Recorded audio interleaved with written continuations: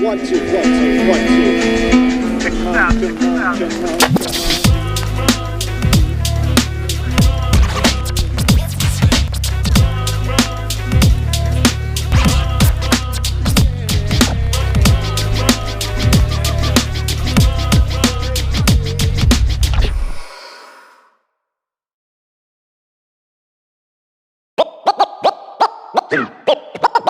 This is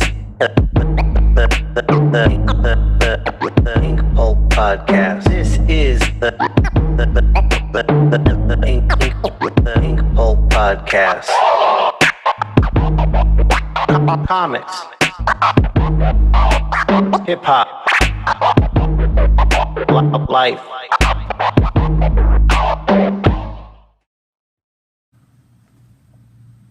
Run them jewels, bitches.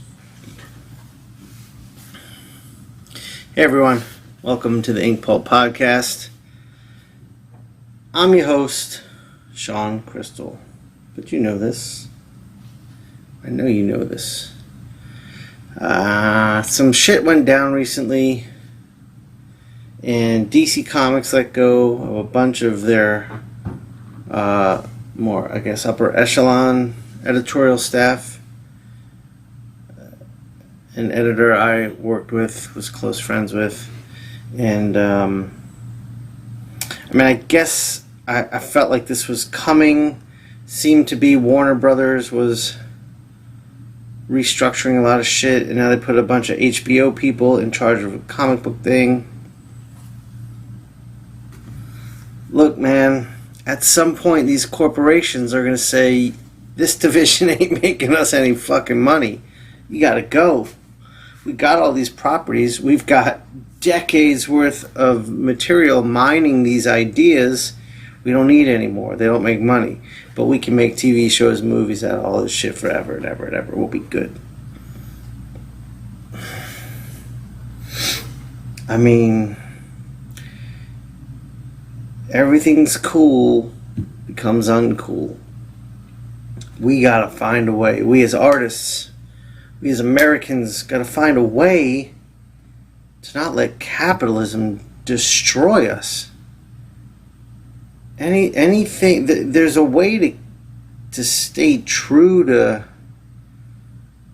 to your vision, yourself, your artists, your creations, and make a healthy living, and not have to sell it all out.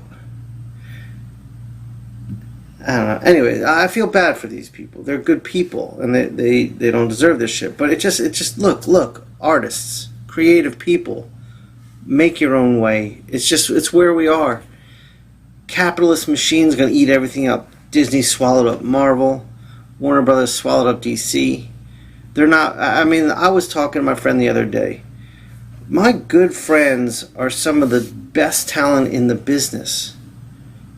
And a small fraction of those people work for DC and Marvel. And when I came in, that was unheard of. My favorite artists were all working at these companies. Most of my favorite artists are not now. It's not fun to work for them anymore. I guess there's fun to be had in little pockets at these companies, but generally speaking, it's just not fun anymore. And they don't pay well. These smaller publishers are paying better for freelance work. But look, if you're a creative person looking to make a way, I just gotta urge you, like I am myself, to go independent. Totally. Own your shit. Answer to no one. Do it your way. And thanks to the internet and thanks to social media, we can do that much easier than ever before. I'm not saying it's easy. I know it's hard. It's really hard. But it's easier. It's possible. I don't know. I just feel like I'm going to invest in me. I'm going to invest my time and my money in myself because I believe in me. And I'm not going to invest. I mean, I invested a long time into those companies. And I got very little to show for it. I had some fun in the earlier days. And I got to live out dreams. Those companies changed, and then the dream you had is like, well, shit, this isn't what I thought it would be. And it wasn't. But I don't know. Whatevs. It's sad, but it's also it's a wake up. I mean, look, this is a great time. This is a great time to creatively just invest in yourself. Put your ideas out there. Get it done. Make it happen. Do it. Do it. Do it. This brings me to today's episode. We got the Wrecking Crew back. It's me and my good friends Jim Mahfood, Tommy Lee Edwards, and Troy Nixie. And you've seen us before because we're always trying to ink someone, and we're always having a lot of fun while we're doing it. And today we are inking Big John Buscema. Now, if you own a copy of How to Draw Comics the Marvel Way, every drawing in there is Big John Buscema. He defines, in my eyes, and we talk about this, but he defines the classic Marvel superhero team artist. He is, in my eyes, one of the best that's ever done it, if not the best. And I've been looking at his drawings as far back as I can remember, and I still have as much love for them now as I did back then. And I've never taken a stab at inking him. And I kind of threw it out. I think it was like one of the first artists I threw out with my boys here. I said, let's ink John Buscema. And everyone liked the idea, but we kept coming up with other stuff to ink that was, I don't know, seemed more pressing. But I'm glad we got to it. And it's fucking dope what we did. It's really dope. So we had a lot of fun, and I think this podcast in particular is one where we all finally, it feels normal to us now doing these. So I want to do more and more of these because honestly, just sit back and enjoy it. There's some education in it. You know, we talk about what we're doing, how we're doing it, but it's just fun listening to us just talk stupid shit.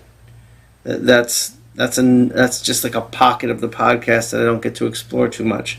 Sometimes we get real serious, sometimes we just get goofy, funny, and I think today we covered a good bit of everything. So, yeah, that's all I got for you today. Please, if you're watching this on the Pharcyde Network, actually, yeah, guys and gals out there, let's try to watch this live as it's streaming on Pharcyde TV, on the website, on the YouTube, on the Twitch channel, just to drive some traffic numbers that way. I'd like to see that happen. And also, I mean, watch twice. I know it's entertaining. Then, the second viewing, come over to my YouTube channel, hit subscribe, hit like on the episodes you're watching, leave me a little comment, give me some feedback. I'll talk to you. I respond to everybody. And let's grow these numbers. I mean, we are a community. Let's all fucking build together. I was talking about it at the beginning. This is me doing it my way.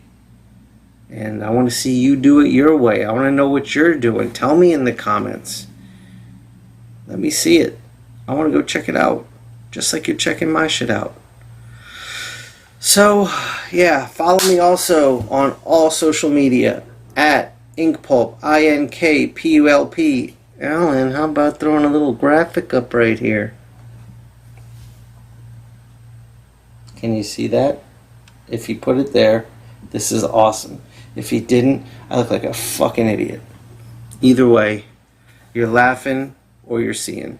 So follow me on Instagram, on Twitter, on Facebook. I got a TikTok. I'm still trying to figure out TikTok. It ain't easy, man. I'm not a little kid who likes to lip sync. I don't know what to tell you. But I'm trying. I got a lot of cool stuff coming up. I believe, let me check. Yeah, when this comes out, my commission list is open. It just opened a few days ago. I'm only opening up 5 slots, so by the time you hear this, it might be full.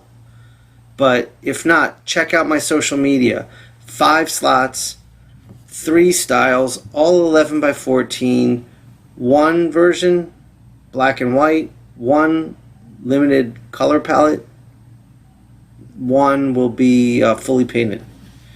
That'll be black and white for $400, limited palette for $6, full color for $800. So if you want to get a commission from me, there's only 5. Only 5, and they might be gone. Come check it out. Come to my Instagram. Go to my art dealer's page, essentialsequential.com, and click on commissions area there, and you'll see if I got any slots left. If not, I'll share them. You can see them all. Let me know what you think of them when I do them. And for those of you that got some, grazie. Other than that, let's get on this episode here. Us 4 inking Big John Buscema. Peace.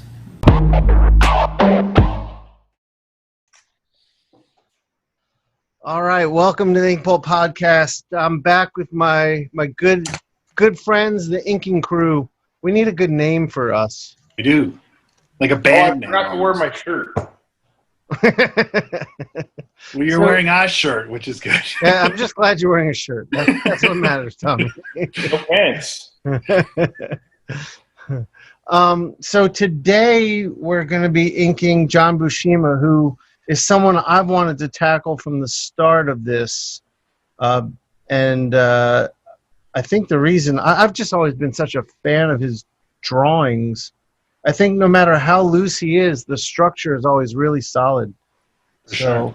So, Tommy, you had some, do you have those books? You want to show those books real quick? Yeah. Those are really cool.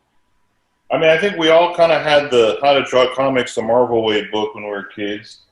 And then a couple of books that came out over the last couple of years were, IDW published this one with a gallery with a whole bunch of, it's got lots of, it has like cool, like color, stuff like printed, which is fun looking, but then you have also scans of the black and whites. Oh, yeah, that's awesome. And what I found, so you have there's not a ton of pencil work, and I think that's kind of what we're finding, but I ended up finding this head, this weird head drawing. So I'm going to eat that. But look at all the cartoon. But look at all the cartooning around it. Right, that's what I was saying. That's like more brilliant. Yeah, that's incredible. Yeah, incredible. That's amazing. Good stuff. That's awesome. That head is incredible. Yeah. Yeah, Tommy, that head is going to be so awesome to watch you. Does it say where it's from or what it's for or anything? I found something that said it's from opposite page, 1974, and it says I think it says Conan, which makes no sense.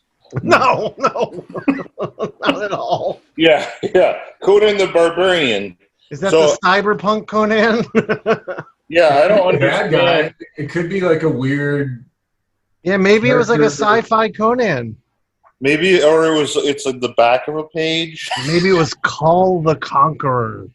Oh, that makes actually more sense. Sort of. Look at this Tarzan pencils here. Oh shit.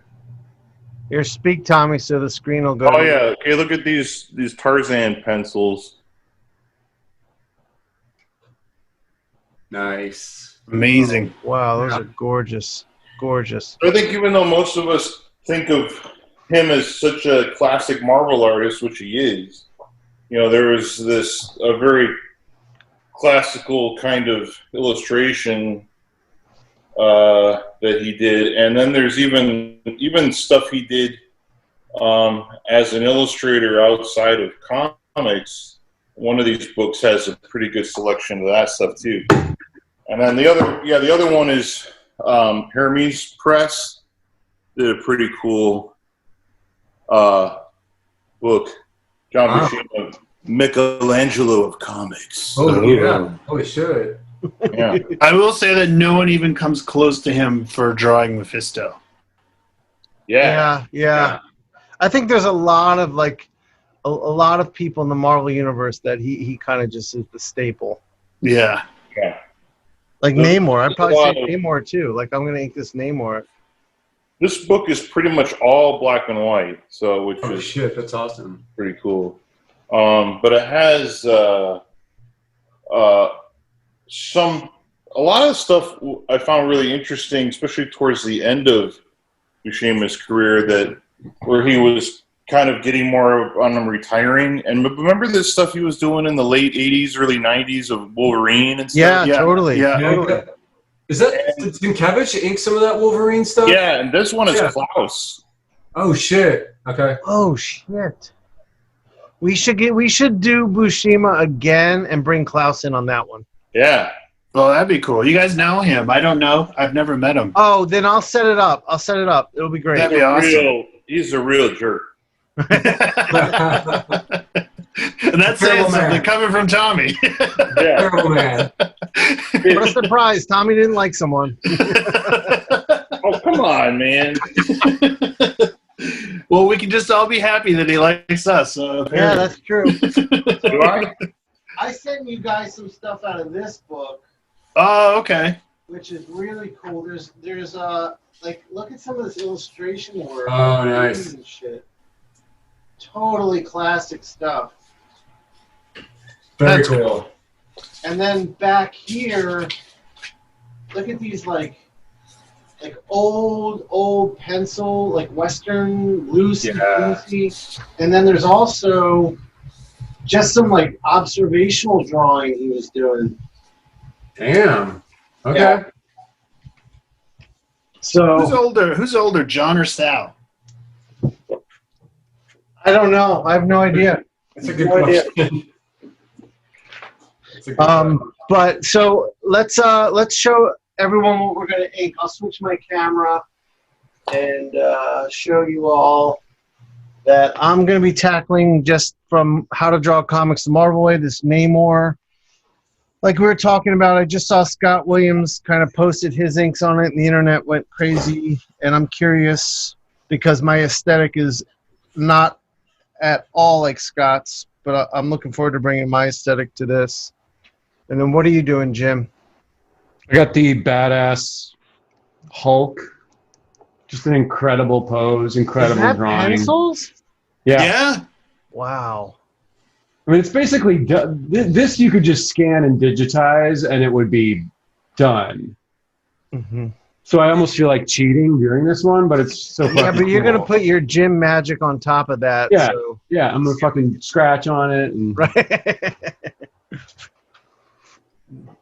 All right, and then Troy, you're doing the same? The same one. Yeah, I'm gonna try to do all my noodly business on this. So. I am real excited to see that too, man. That's gonna be great.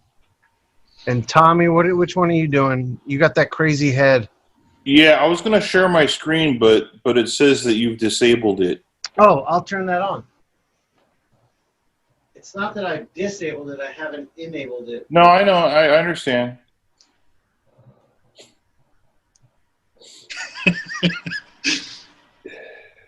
Oh, no, yes, you still haven't done it. So just, I'm you in know, the middle forget of it. doing it. Hold on there, Frankie. Sean, how dare you? All right, Tommy, it's all yours now. Oh, hey, it's working. I got it. I got it to work. There's that head. Awesome. So are you're not inking that on the computer, you're just showing it on the computer. Correct. Okay, cool. I printed it out, and it's on my little okay. Since I've been having so much trouble with the internet connection, I'm doing this not in my studio. I'm at the kitchen table, so I can have a better connection. So I'm very excited about this because Tommy's had problems this whole time when we've been trying to go. So today's going to be nice and smooth. yeah, but you know what? The big lightning storm just started outside. Oh, good, good. So I have this little like light box thingy, and I printed out that drawing, Nice. and I'm just going to do it on this thing. I just brought a couple brushes in. I was not picky at all on what I grabbed, so we'll see how it goes. All right. There goes the power. Really? Yeah, What? yeah, the power just flickered. Oh, Your all right. car's Tommy. Yeah. Tommy, you just can't win, man. Yeah. Tommy, I heard there's a meteor shower headed your way. Oh, you know, we had an earthquake today in North Carolina. I heard that. What? Yeah. Where was it exactly? It was in Sparta. Of course, we have a Sparta, North Carolina. They probably call it Sparta. But yeah, it's actually the local news. They said, "Oh, there was an earthquake in Sparta," and they showed a photo of Sparta, Greece, on the news. Wow. That's hilarious. Yeah. So, yeah, I think it's one of. I think I was gonna start bashing on stuff, but so yeah, there was an earthquake, and Melissa felt it. Everybody felt it. I was asleep. So. Is Melissa home now? Yeah, they got home late last night. And they were in Lake Michigan? Yeah, they were. Yeah, her parents live right on the coast, right on the lake. That's a beautiful lake. I have a friend who goes there all the time. Yeah, and so yeah, they dropped off Scarlett and Katie at school in Greensboro, and then Henry and Melissa got home, and then now Henry went back to his mansion in Durham. Hell yeah. So Tommy, when we come up there to film in a few weeks, I'm hoping we can get into Durham for dinner, maybe, if things are looking good for that. Yeah. And I want to see Henry's like palace. Where are you filming, Shawn? I am starting a series of instructional downloadable videos that will teach all aspects of comic book art. But the first few years, I'm going to focus on traditional inking, because I mean, you know, it's all of us. We have an affinity for it, but it's something I want to like sort of catalog and preserve, and also teach the techniques of, because I feel like traditional inking is kind of like going through a renaissance right now, where not everyone has to do it. So those that are doing it are really, really challenging it and pushing it into exciting new territories. So I filmed one of me. I'm going to do one of Tommy in a few weeks. And then I'm going out to Oregon. I'm going to film with Jim and then Eric Canetti. And I'm just going to keep doing these. I mean, I hope I can get Klaus next year sometime. Eric lives in L.A. though, right? What? Doesn't Eric live in L.A.? No, he's in Oregon now. He moved like right before COVID hit. Oh, shit. Okay. He works for Riot, but remotely now. Okay. Yeah, I still haven't seen him out here. It's I think I saw him on the news. it'd be cool to hang out at some point, but Tommy. I think I saw him downtown. Near the federal building or something. oh yeah, I heard that he's leading some revolutionary activity. Yeah, that's exactly it. I thought he was just trying to mail a letter.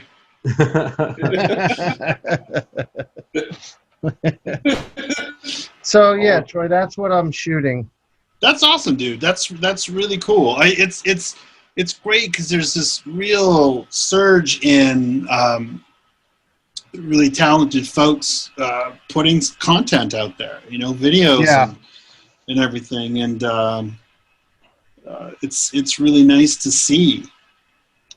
Yeah, and I don't know if you know, I have a background in art education. Like I kind of put together and built the sequential art program at SCAD in Atlanta with a good friend of mine.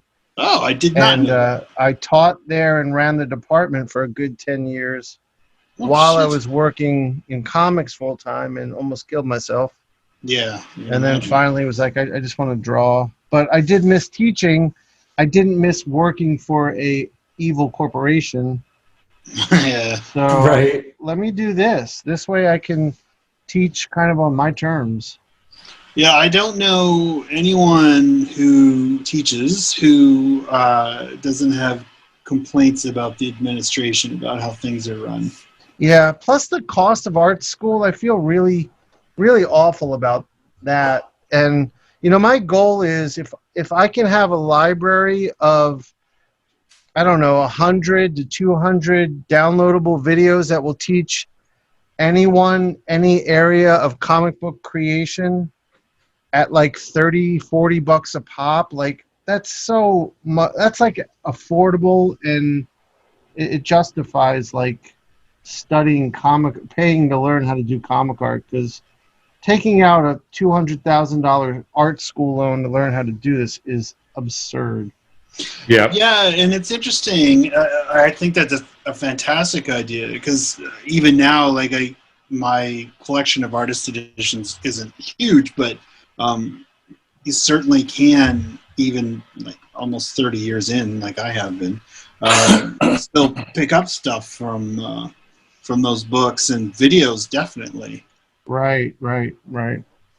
So that's my goal. That's my plan. And that's also, you know, gonna give me the financial freedom to do my own comics as well, I hope. Hell yeah, that's the shit, man. That's awesome. Troy, I had a question for you. Mm-hmm.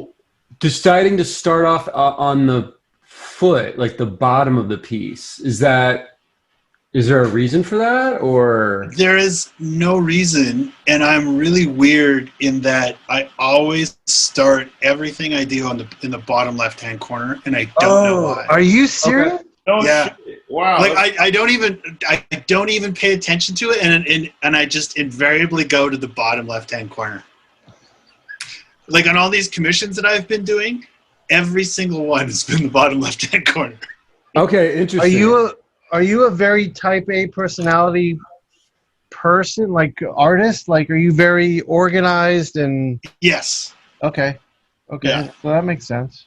I say that I'm very purposeful in what I do. I am too. I don't start like you do in the same spot, but I look for like the perfect area. Like I study the drawing for like 30 seconds before I make my first mark, and it kind of like tells me where I should start. But it's interesting to see you always starting in the lower left. I think the only conclusion that I've sort of come to is that I like to find my way into a drawing when I don't know exactly what I'm going to do. Right. And the point of focus is almost never the bottom left-hand corner. Oh, well, yeah. So if you're gonna kind of fuck something up, do it in a place where people aren't gonna really notice it. That's why I think I do it, but I'm not 100% sure. That's kind of very similar to the way I start. Is I look for an area, because normally when I start, my brush is pretty wet because I just like dipped it in water for the first time, and I like to work pretty dry. So I look for an area that's going to be pretty black and will allow me to sort of work the brush to get a little dry. So it's like it's an area I can fuck up a little and it'll be okay. So it's not that different from what you're saying. You know, I would kind of do the opposite a lot of times when I was working on like Star Wars stuff, especially. I would always start with like an actor's face or something, like the most important thing. You would? Because then if I fucked it up, I had to start over. Oh, I see. And it's like if I fucked that up later on in the process, I'd be really screwed.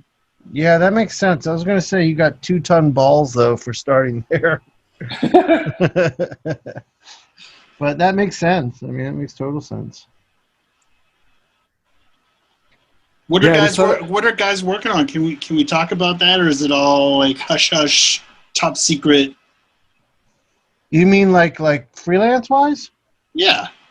Well, me, it's all my energies right now going into my podcast, into this educational like business I'm starting, and I'm doing a project with a rap group called the Pharcyde. If you're not familiar with rap that much, but if you are, you know who the Pharcyde is.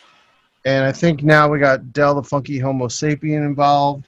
Oh, that's cool. And then I have a Zoom meeting tomorrow with Killer Mike about another project. So I'm doing a lot of that stuff, but I'm also like spending time finally writing my own comic so that all of this is like pushing me towards that. That's awesome, man. That's awesome. What about you guys? Jim? Man, we're still working on the Girl Scouts animated pilot, waiting for script notes from the people paying for it. I guess I can't say with the who that money. is. Yeah, with the money. Those money people. So that's going good, and then I'm doing commissions. I just started working with Cam at Inky Knuckles on getting some commission and art representation happening. So it's been kind of cool, man, to just be able to like kick back and get into some drawings again, just for people. You know, it's like that's been eliminated completely because of no conventions this year. So I figured it was time to kind of get back into doing some paid commission kind of work. You know? I just finished a round of those. Those have been so nice to have. And Jim, yours are looking fucking awesome. Oh, thank you. Thanks. Yeah, I showed Shawn some stuff yesterday. So Oh, cool. I'll share with Troy, with you and Tommy, like later. I don't want to show it right now. But I'll show you guys what I'm doing for sure. Cool. Tommy, what are you working on? Can you say? You can't say, right?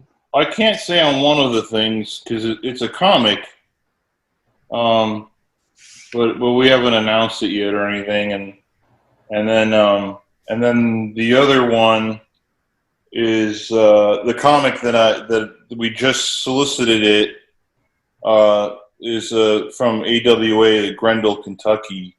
So issue 1 comes out September 2nd, so right around the corner. Nice. And Are the you final done order with- cutoff is tomorrow, huh? Are you done with that with Grendel? I have I have 10 pages left to ink of the final issue, Oh, wow. and it's because I'm kind of juggling that and the new thing.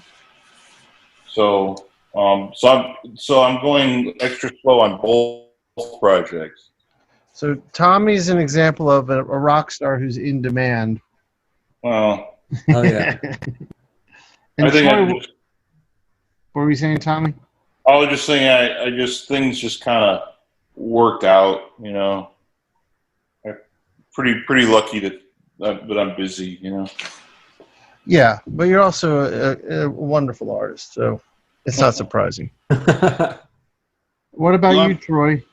Well, I like Jim. I'm doing a lot of commissions right now with Inky Knuckles as well.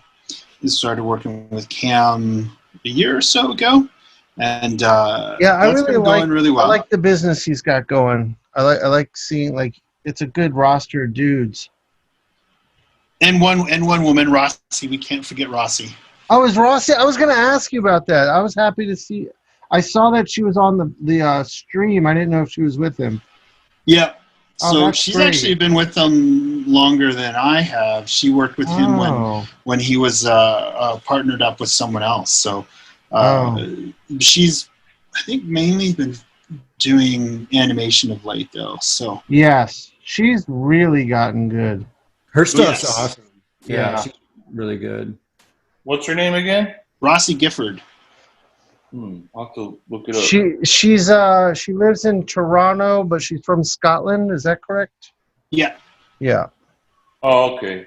She's awesome. She's really cool too. I mean, she's a great artist and really cool person. And and I got I'm working on another comic project, just my own. I had a project that disappeared. It was supposed to, I think I talked about this before. It was supposed to be the bulk of my 2020. The Dark Horse project? Yeah, the Dark Horse one. And that didn't happen. And then I got hooked up with Cam, and commissions really started taking off, but I still love doing comics. So I've been working on something of my own, no publisher or anything attached, and I'm just trying to figure out the best avenue of putting that out there. And maybe it's Patreon,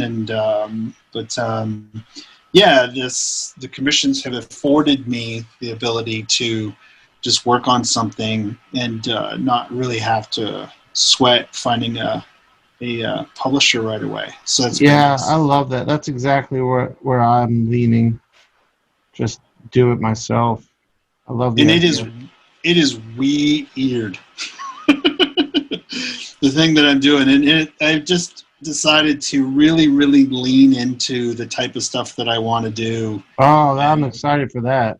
Yeah, it's really, really strange, and it's exciting for me to sort of really kind of flex that stuff where in the past I'd come up with an idea and maybe I'd pull back on it a little bit because I'd worry about the commercial viability of it, and now I don't give a shit.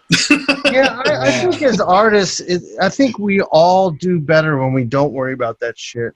Yep. I think, like, and maybe this is naive, but I feel like people who are fans of our work, especially like this crew, we're kind of an eclectic group of artists. It's because we have a stronger singular voice that's a little different. So I think the more we embrace that and lean into it in every aspect from writing to drawing, I think it'll feel better to the reader, more true. I agree. I totally Definitely. agree. But yeah, it's also less pressure, like, Troy, when you're working on your new thing, not having to worry about, like, what's the editor going to think, what's blah, blah, blah going to think, and it's just making it for you first. Yeah. That's the way to go. 100%. And it's been fun, and I'm playing with format. It's because it doesn't need to be the usual sort of comic size. Sure. Oh, awesome. So awesome. Yeah, it's been a lot of fun. Yeah, my thing I'm planning on doing at a different size and format as well. I found it so freeing to get away from this, like, page a day mentality, this 11 by 17 mentality, like all that shit.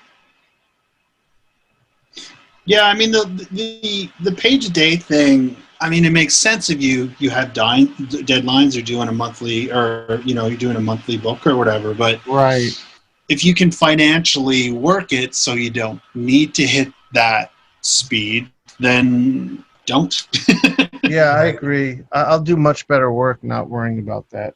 Yeah. Troy, I wanted to ask you, you posted, it was a book, not a comic, but it was a series of short stories, I believe. Maybe horror. Yes. What is that? Because I'm really curious. I almost ordered it. So you should. So he's a Swedish writer, and he wrote Let the Right One In. Right, which I love. Oh, Yeah. Nice. So he wrote the novel that it was adapted from.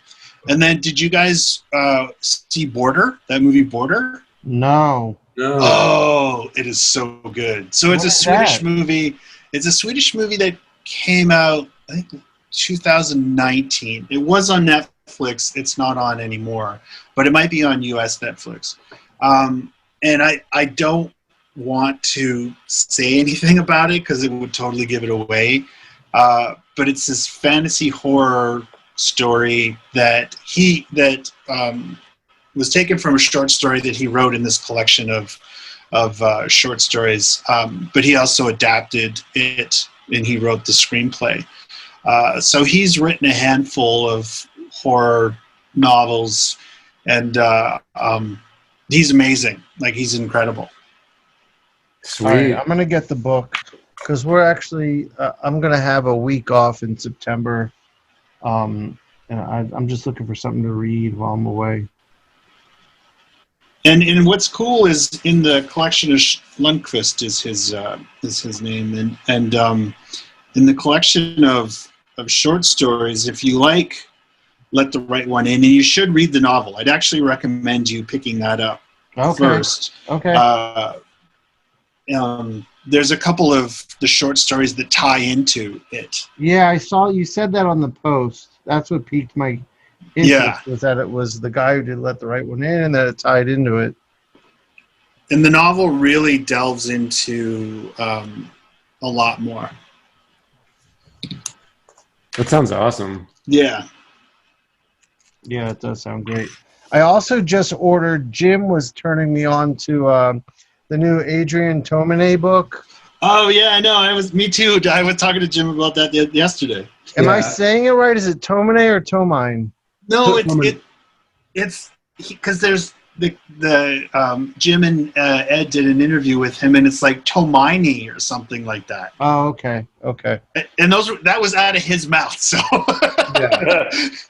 And I could be getting it wrong now, but I think it's something like that. It was not a version that I had come up with myself, so I had been wrong for years and years. Well, I ordered that, and then I ordered the Tom Scioli Kirby book, which I'm excited to read as well.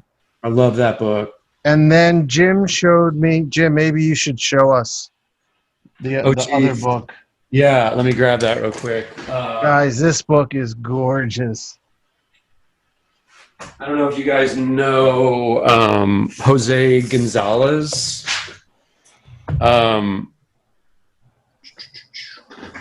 Oh yeah. Wow. Dynamite put this out, and he's like, classic Vampirilla artist, but seeing his illustration work and his early ink comic stuff, absolutely gorgeous work. Yeah, those black and white compositions just killed me when Jim was showing that. And then it's got a bunch of his just the full color illustrated Vampirilla imagery from 70s, 80s, but he's amazing, man. His drawing and illustration chops are just fantastic. Wow. Shit. So this book, this is a hardcover that Dynamite put out. It's really, really dope. So I just ordered that one too. I'm gonna get that. Yeah, I'm very excited about that. How are you guys doing? Oh, I'm sorry, Troy. Go ahead. I was going to say, when I see stuff like that, it just reminds me to stay in my lane. Yeah. I'm like, oh shit. I love looking at stuff like that, though. I was telling Shawn, I mean, it's out of my wheelhouse, but just seeing pure skills on that level of composition, rendering, it inspires me to think more about that stuff, even though my application is not going to match what he's doing. That goes without saying, but it's still just fun shit to look at night, when I'm just kind of in the studio hanging out for sure. And I feel like there's a lot to learn from people who aren't in your wheelhouse. You can apply the shit they're kind of doing and filter it through your brain and spit it out, and it won't look like them, and it'll look like something new for you. I love that stuff. Yeah. No, I was just making a joke, as in that guy's in a complete other stratosphere. Than me. Yeah. Well, Troy, man, you're killing it. We were talking before we were recording.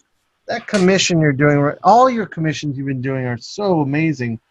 That one you're doing now just really is fucking incredible. I appreciate it. I'm still trying to figure this stuff out. I'm trying to make it my own, but also I don't know. Yeah, I'm really enjoying it. So but they're very time consuming. Oh yeah. But, yeah, it's fun. It's just sort of trying to create tone and contrast, to create space, basically. So right, and depth. Yeah, and I go through these pens like crazy. I'm sure. Are those the Tombow pens? They're the zebra pens. Oh, the zebra ones, right? I use the fine lines, so almost exclusively these ones. So. Yeah, man. I was telling Cam yesterday on the phone, I was like, man, I started my new commissions, and I had to just stop looking at Troy and Matt Allison's commissions. Fuck, dude, these guys are doing fine art, like ink. These aren't even commissions. These are illustrations. Like, do you guys remember 20 years ago, like a commission meant you did a quick head sketch with a Sharpie on like a backing board. Right. $10. That's like me and Scott Morris used to set up at San Diego, and your commissions were like, yeah, I do $20 drawings for people, and it's like a 10-minute thing that it's a commission. Right. And now commissions are, what that means is like, well, they were called sketches back then, Jim. Full-blown illustration, like worthy illustration. It's nuts, man. It's really, I mean, it's amazing and inspiring, but I was like, fuck, I can't even look at what these guys are doing when I'm approaching my stuff, because it's just too much. It's too much pressure, you know. No, but that's the thing, is like, it's such a great group, and we all do such different stuff, and I think that Matt and I are sort of pushing it in a different area, and him, I don't know if like we consider ourselves competing with one another, but we're certainly definitely talking a lot and keeping our eye on what the other guy is doing. Sure. And I've got to know Matt pretty well here in the last 8 months or so, and it's funny because he's a really good guy, and if you read Cancor, you would think that it comes from, you know, some human being that you could never have a conversation with, and you know, it couldn't be further from the truth. But yeah, his work is incredible. Yeah, and it's fun learning about the sort of collecting market from Cam, because there was a lot that I just had no idea. And, it's become its own thing now. It's like a whole subculture within comics and illustration now of these people that are buying this stuff, you know. Well, it's like comics are hitting the art market now. Like the artists in comics are hitting that. Like, we've kind of created our own little art market. It's awesome. Yeah. Did you guys by chance watch the new Todd McFarlane documentary that came out? Not yet.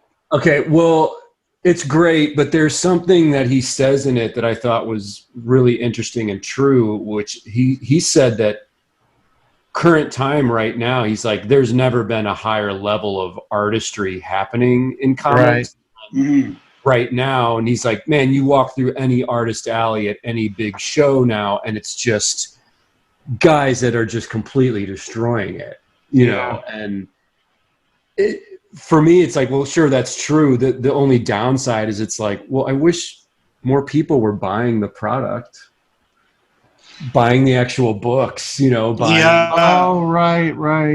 And that's what I've found too with the collecting market, is that pages aren't selling incredibly well I think there's a correlation between the popularity of the book and then pages selling. But like, I have an easier time lining up clients for commissions than I do selling pages, and the pages are significantly more affordable than a commission is. But I think that part of it too is the notion that there is an artist you like who is currently out there in their universe, their life, working on something specifically for them. Yes. You know, and perhaps they've given a little bit of art direction, or suggested what they want as a finished product. So there's that element as well, and it's just been really, really interesting, and have some really interesting things lined up on my list that I still have to complete. So I've been having fun with them.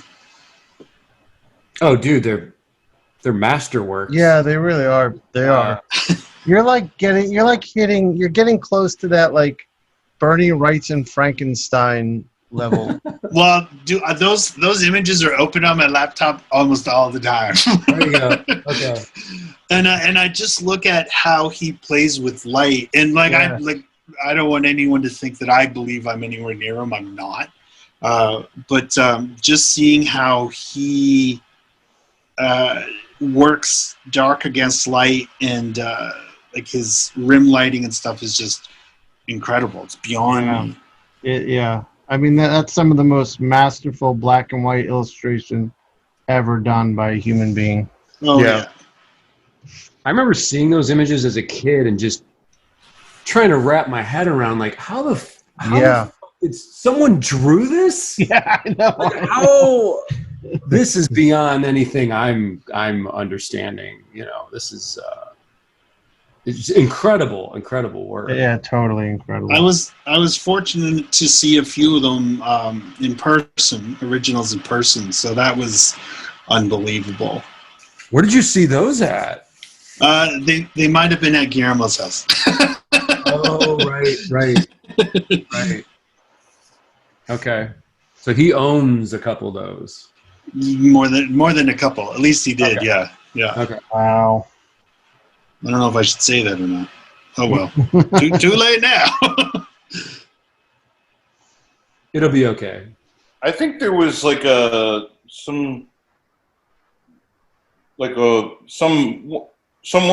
of Guillermo's movies had like where he actually showed people around, you know. Oh, that's true. He did in the extras. He showed around. It was at Bleak House, like where everything was. 'Cause Right. we did a bit of design work there for Don't Be Afraid of the Dark. So I spent a week there working. So yeah, like it just that's I right. He remember did. seeing. I think I might have even seen some of that rights and stuff you're talking about. Yeah. Oh, shit. So Yeah, I'm just trying to give you some cover here that I had already knew that. I appreciate it, pal. Yeah, his art collection is mental. It is just unbelievable. I got to see, when I lived in LA, I got to see his exhibition at the lab. Oh, damn! I wish I could have seen that. And yeah, man, it's like, okay, this guy has ridiculously good taste. That goes without saying. Some of the things he owns is just like a collector's dream come true, like a fanboy's dream come true. Yeah. Well, he's a huge fan of Richard Corbin. So he's got a lot of Corbin in his house. Yeah. That makes sense. Yeah. Totally, right? Like, yeah, you don't got to do much math to get to that conclusion. So, How are you guys feeling about the inks you're doing right now? I'm kind of digging it. Yeah, I'm into it. I feel like I'm rocking it. here's how mine's going so far. That head. Nice. Oh, nice. That's Wow. gorgeous, Tommy. Thanks. Since there's kind of like two sides to the face, I'm sort of like having fun maybe doing one side then the other. That looks dope, dude. That's awesome. Yeah. Are you going to approach him a little differently, or? I don't know. Maybe. Because, yeah, there's the one side is like more like almost like a crazy like caveman dude. And the other side, yeah, is like a cyborg. So, yeah, maybe I should get Troy's favorite tool, a straight edge. Maybe do some of that on the other side. You guys, so, you know, it's funny seeing that Shawn inking that Namor, because I remember that so vividly from when I was a kid, you know, from that book. Yeah, that's why I chose it. I went to the studio to try and find that piece I was telling you about, Shawn, and I don't know where it is. I may have shown it to you in the past, but Yeah, I'm pretty sure I remember seeing that. I did when I was, man, I'd say maybe in like 7th grade or something. I one of the other pieces in that How to Draw Comics, the Marvel Way book, is a Thor, where he's like standing with the hammer up. It's we're kind of looking down on him, sort of, and and the lightning's crashing, and Yeah. I did a like a you know, my version of a, you know, 7th grader painting of that back then.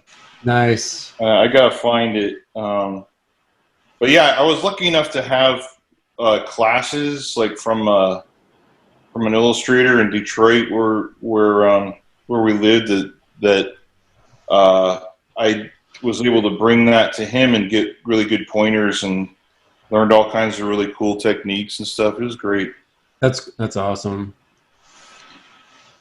He didn't make fun of you for bringing in like comic book style. He was kind of like a little bit of like what you were just saying about that Todd said. Even this was back in the 80s. He was like, you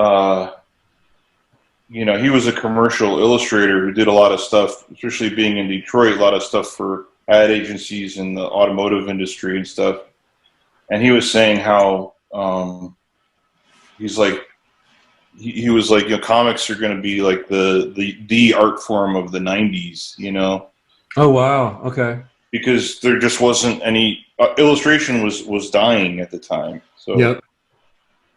So he was kind of seeing that as like a good sort of place for people like me that weren't going to be able to get jobs doing, you know, magazines and movie posters and, you know, stuff like that.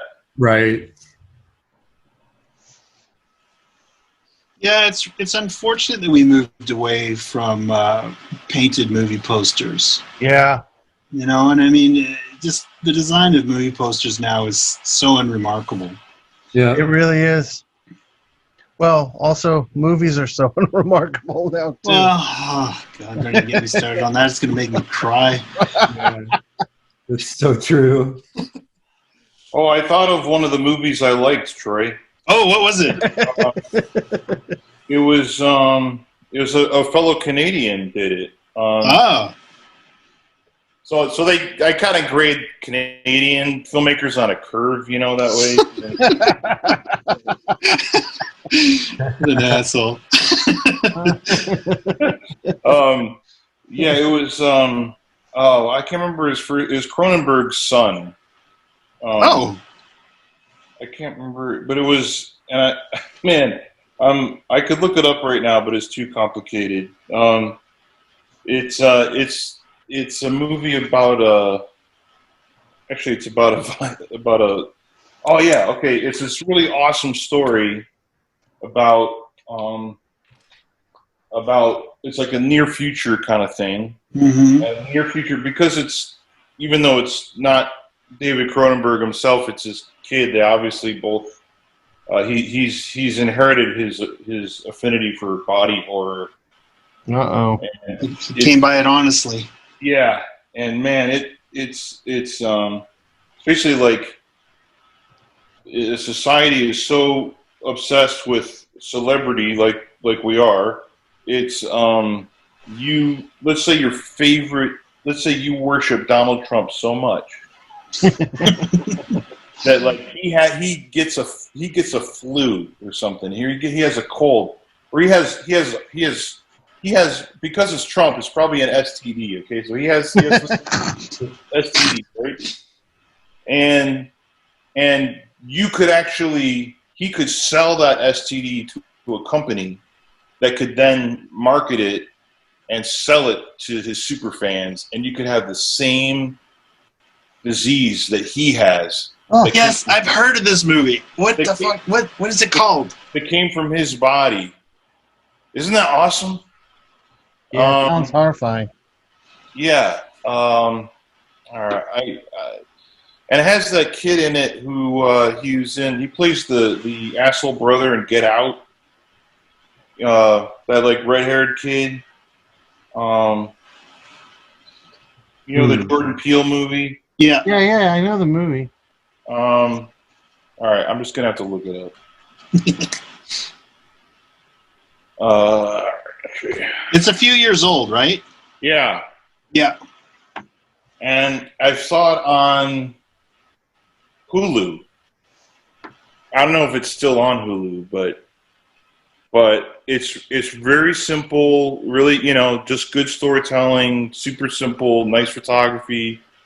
I think it's shot. It might be shot by Jonathan Demme. Oh, wow. Let's see. Really? Maybe not. I might be freaking out.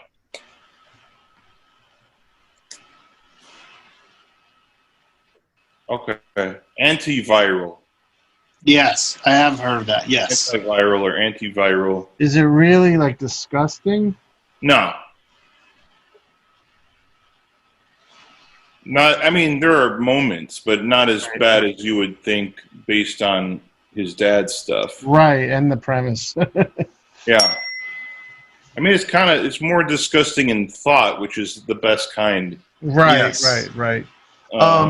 Tommy, what was that Shudder movie you and Chris were going on about? Looks so good, that like sci-fi movie. Oh, it looks good, but it's a piece of shit. Oh, I thought you said it was good. No, it's good for like Visually? 2.5 minutes, or I could watch on a loop. Okay. After that, it's just embarrassing. Did you guys watch the trailer for the new Ridley Scott movie on HBO? Oh, it's a miniseries. It's a miniseries? It's a miniseries. Oh, I'm really excited for this. Oh my god, that blew my mind. It's called Raised by Wolves, right? Yep. Yeah. Oh, a friend of mine told me about that. I didn't know. Yeah, I saw the trailer out of nowhere. I was like, I have to see this. Yeah, a buddy of mine sent it. Kari sent it the other day. Oh, okay. Nice. And I was just like, oh my god. Yeah, it looks really good. What genre is it? Like what kind of? It's like sci-fi. It's really Sci-fi sci-fi horror. horror. Yeah. All right. Cool. When does that start? September 1st, something yeah, like that? yeah. I think it's next month sometime. Oh, shit. Okay. Or the 10th, something like that. Coming up soon. What channel? HBO? Yeah, HBO. Yeah, man, I'm gonna have to get HBO now. Yes. Yes. Yeah. Unavoidable.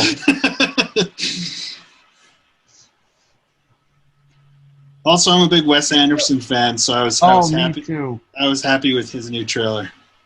Oh, is that out? The movie, I think it was delayed till next year. Yeah, I saw the trailer like right before COVID hit, and my kids love Wes Anderson. We were just gushing.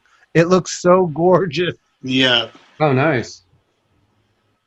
He's great. I mean, sometimes it seems like he just sort of makes the same movie over and over again, but I kind of like that. But I love that movie. I love that movie. Yeah. I mean, Moonrise Kingdom, I think, is one of my favorite first love stories ever told.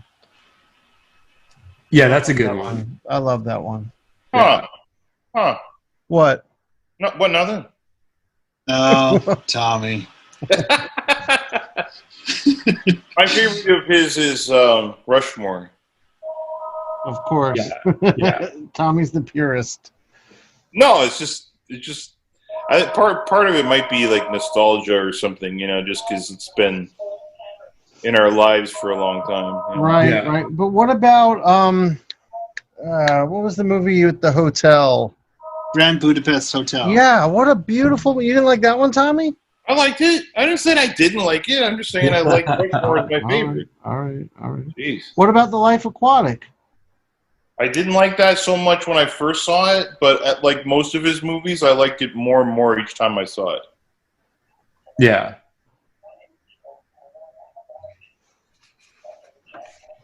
For me, it's like I like everything he does, but it's like the Coen brothers too. Like they could do no wrong in my eyes. So I agree. Yeah, and I love his animated film. Both of them, they're great. They're great. I like the Isle of Dogs one a lot. Yeah, and Fantastic Mr. Fox is awesome. Yeah, that is a good one. That's a fun one. But Isle of Dogs is great. I can't get into the Fox one. I don't know why. Really? Yeah, I think it's... That was like what introduced my kids to like not just his films, but like art house cinema. And I think it really shaped their taste in a good way. Mm-hmm. Like Zach is so influenced by Wes Anderson at 15, it's crazy. That explains the tight pants. Well, what's funny about Wes is you watch interviews with him, and because I don't know, he's probably around our age. He's probably in his 40s, but he sounds like an 85-year-old man. Yeah, yes. There's a funny video. I think it's him and Jason Schwartzman, and they're at Amoeba Records in LA, and they're buying records and movies, DVDs, and it is so funny because he is such a movie snob. And unabashedly so. So like he's just shitting on everything. Oh, sure. He's like, nah. Well, I'm trying to get my kids to watch some Robert Altman movies, explaining to them like this is where Wes comes from. They haven't taken the leap yet. No, but they will. They should. You should have them watch some.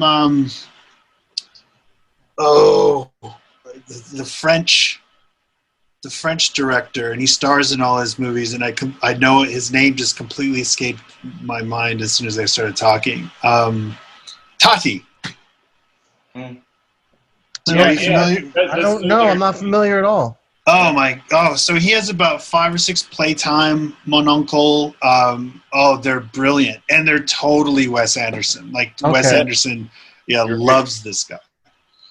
All right. And he's sort of like the last, because he doesn't actually speak in them. So he's sort of a throwback to the silent era comedians. Cool. Yeah, and he plays sort of the same guy, this kind of bouncy. I'll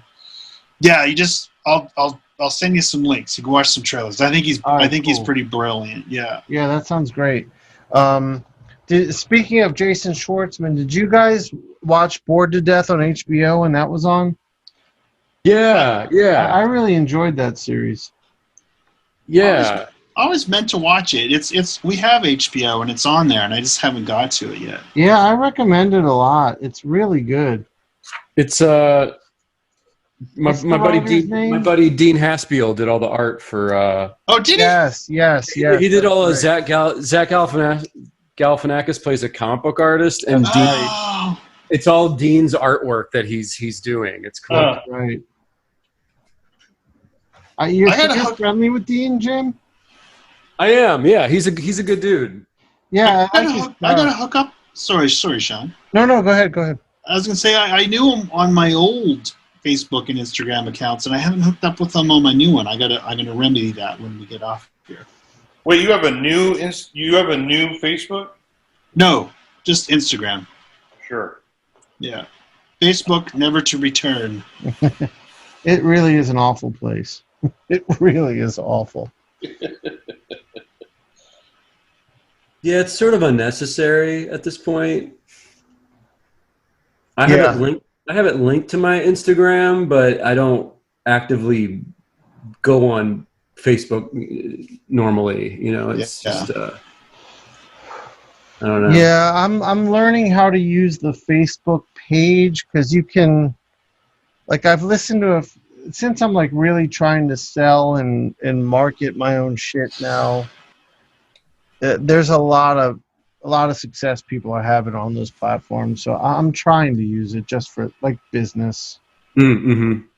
Well, the final straw for me was because I was selling artwork and stuff on Facebook and doing okay. It's not like I was making $1 million or anything like that.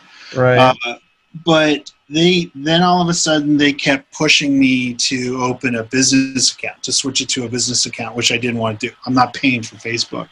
And as a result, they just absolutely crushed my outreach. No one was seeing my posts. Really? Yeah, it was bad. Oh, shit. Okay. Those gangsters. I know, right? $2,000 extra I was making a year selling art on Facebook. I was really right. I was really pulling the wool over their eyes.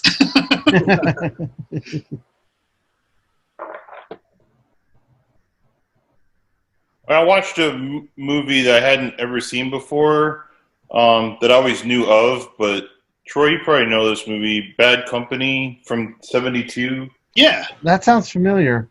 It's a they call it's technically a Western because it takes place during the Civil War, and Jeff Bridges is in it. It's 72. Wow. And he looks like a kid, you know, as you expect. He totally does. It's really wild, but he also there's another who he gets top billing, but the other kid who's in it is kind of the main character is Barry Brown, and he's so good. I'm like, why not really know this guy? And I looked him up, and unfortunately, he died when he was very young, when he was in his late 20s. Yeah, it is so good. It was such a cool little movie. Just coincidentally, I've been kind of like on a kick where I'm watching a lot of like, I just recently, like that one was Robert Benton, who wrote the old Bonnie and Clyde movie from way back with Beatty. Oh, yeah. And then that was directed by Norman Jewison, right? No. Shit, hang on. You're talking about Bonnie and Clyde? Yeah. Hang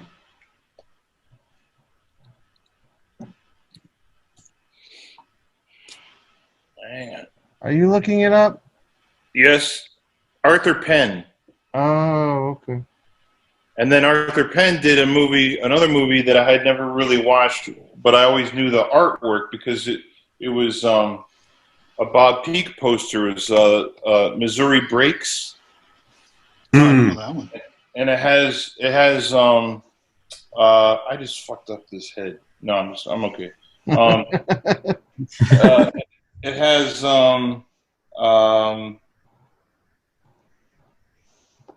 Jack Nicholson and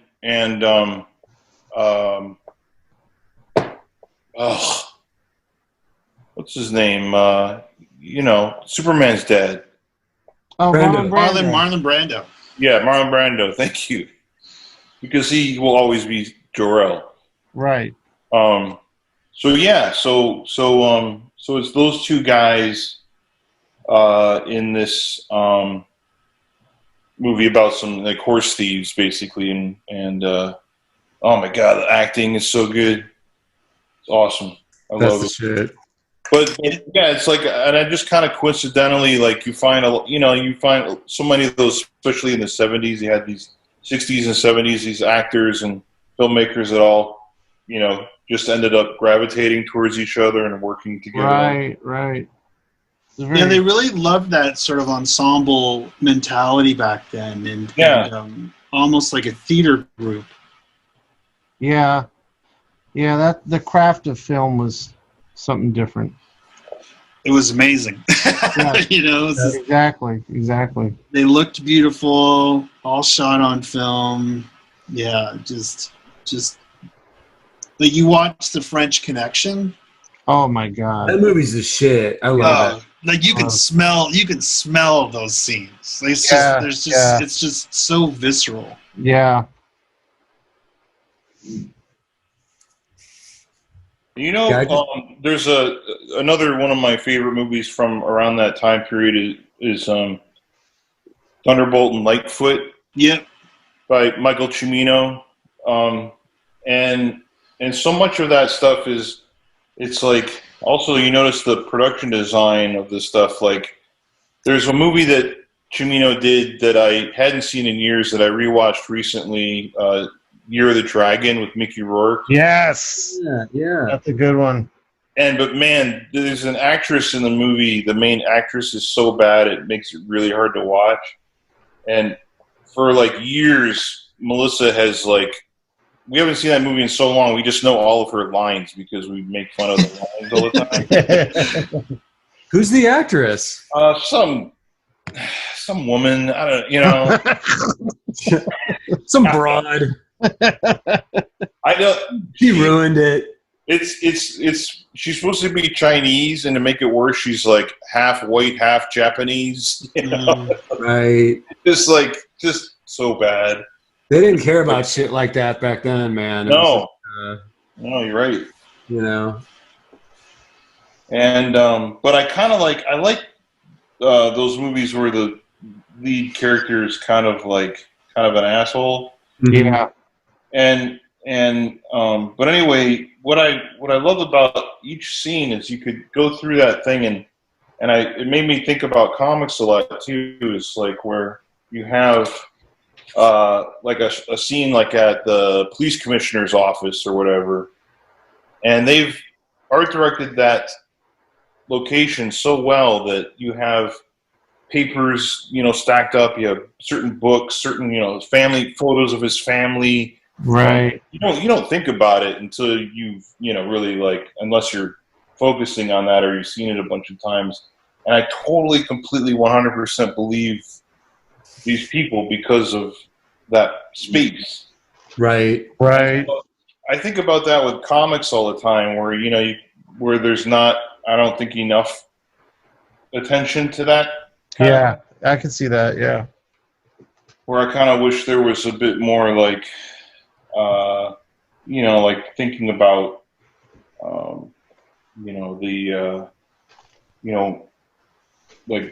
what, when we do that storytelling thing at the little workshop at NC Comic Con, Shawn? Yeah. There's usually people ask,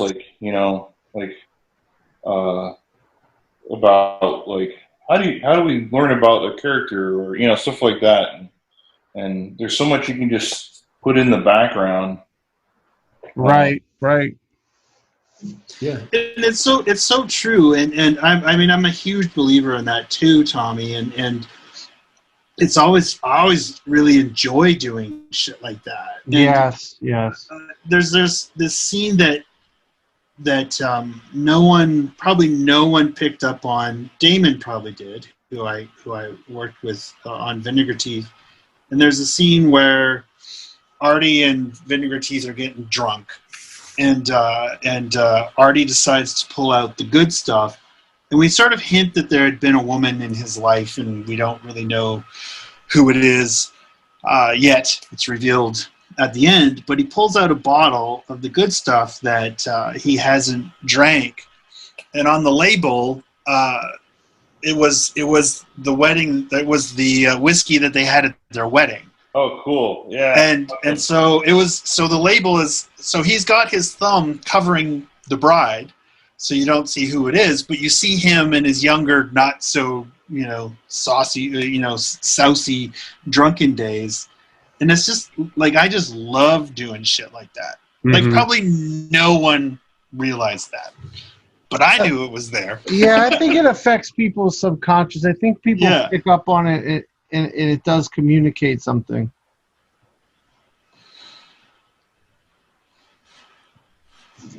Yeah, it contributes to the world building of the whole. Yeah, totally. It gives some authenticity to everything and character. It definitely, I think, serves the purpose. But yeah, just having books on shelves and pictures in frames and stuff like that. It's just it's hugely important to give your characters a life beyond the story that you have them currently participating in. Mm-hmm. Right. There's a show on, I think it's TNT. Called The Alienist. Do you know that show? Yeah, I've heard of it. I haven't seen it. It's sometimes amazing, sometimes not, but it's worth watching, and partly because you're like, man, the stuff they can do today with technology, and today you can have a period piece on TV. I mean, there's there's really awesome sets, but then the stuff they do to extend the sets. Where they built only the bottom floor of certain buildings, and then they build the rest of the building, the background. It's like they did that show. Penny Dreadful was a similar thing where they were able to do so much stuff, but just by having giant green screens in the background. Right. The new season of Penny Dreadful, I haven't watched any of it, but I got interested in the new one because it's like L.A. Black Dahlia time period. Yeah. That I looked watched the interesting. first episode. It was good. I didn't see it. Oh, have you guys watched that Perry Mason show? No, but I hear it's excellent. I watched like an episode and a half. It's beautiful. I watched the first episode and I was done. I'm a period crime guy. Like Me too. That's my go-to. So Yeah. like I'm a huge fan of Peaky Blinders. Oh, I love Peaky Blinders. And have you watched Babylon Berlin? No, what's that? Oh my yeah, God. it's the German show. Yeah, it is. So talk about world building. Holy shit. It is amazing. What it's network is that on? Well, I have it on Netflix here. Okay. I think it's on Netflix here too. All right, I'm gonna check that out. It got recommended to me because we watched Dark, and that's another German show. Right. I still gotta watch Dark. Dark is awesome, man. Yeah, I Have you wanna seen that see one, it. Troy? Yeah, prepare to really pay attention. Yeah. You can't sort of sleep through that one. No. I ended up before season 3. Melissa and I rewatched season 1 and 2. Yeah. To try and even then I was like, wait a minute, you need like a poster chart on your wall. you definitely need a flow chart of some kind. Yeah. I didn't end up watching season 3, but my partner loved it. She was all over it. So. Oh, cool. Where's the Perry Mason? The new Perry Mason? HBO. It's HBO. Yeah. It's LA. It's fucking LA noir. It's so beautiful. I loved looking at it. That sounds good. Yeah, The Alienist was interesting because I was a big fan of the books. So there was two, The Alienist and Angel of Darkness, and The Alienist I think is a far better story novel. And so I was really excited when they adapted it, and I'm a fan of the book more than I am of the miniseries. Yeah. But they did a great job. But yeah, I mean, in terms of making the world look right, for sure. Yeah, I mean the way they built that whole like train elevated track platform. Yeah. And stuff, and they used that in season 2 again. And they've also built like some more like old downtown, stuff. And it's mostly shot in Budapest and it works great. Oh, so they've done 2 seasons of The Alienist? Yeah, the second season is out right now. There's I think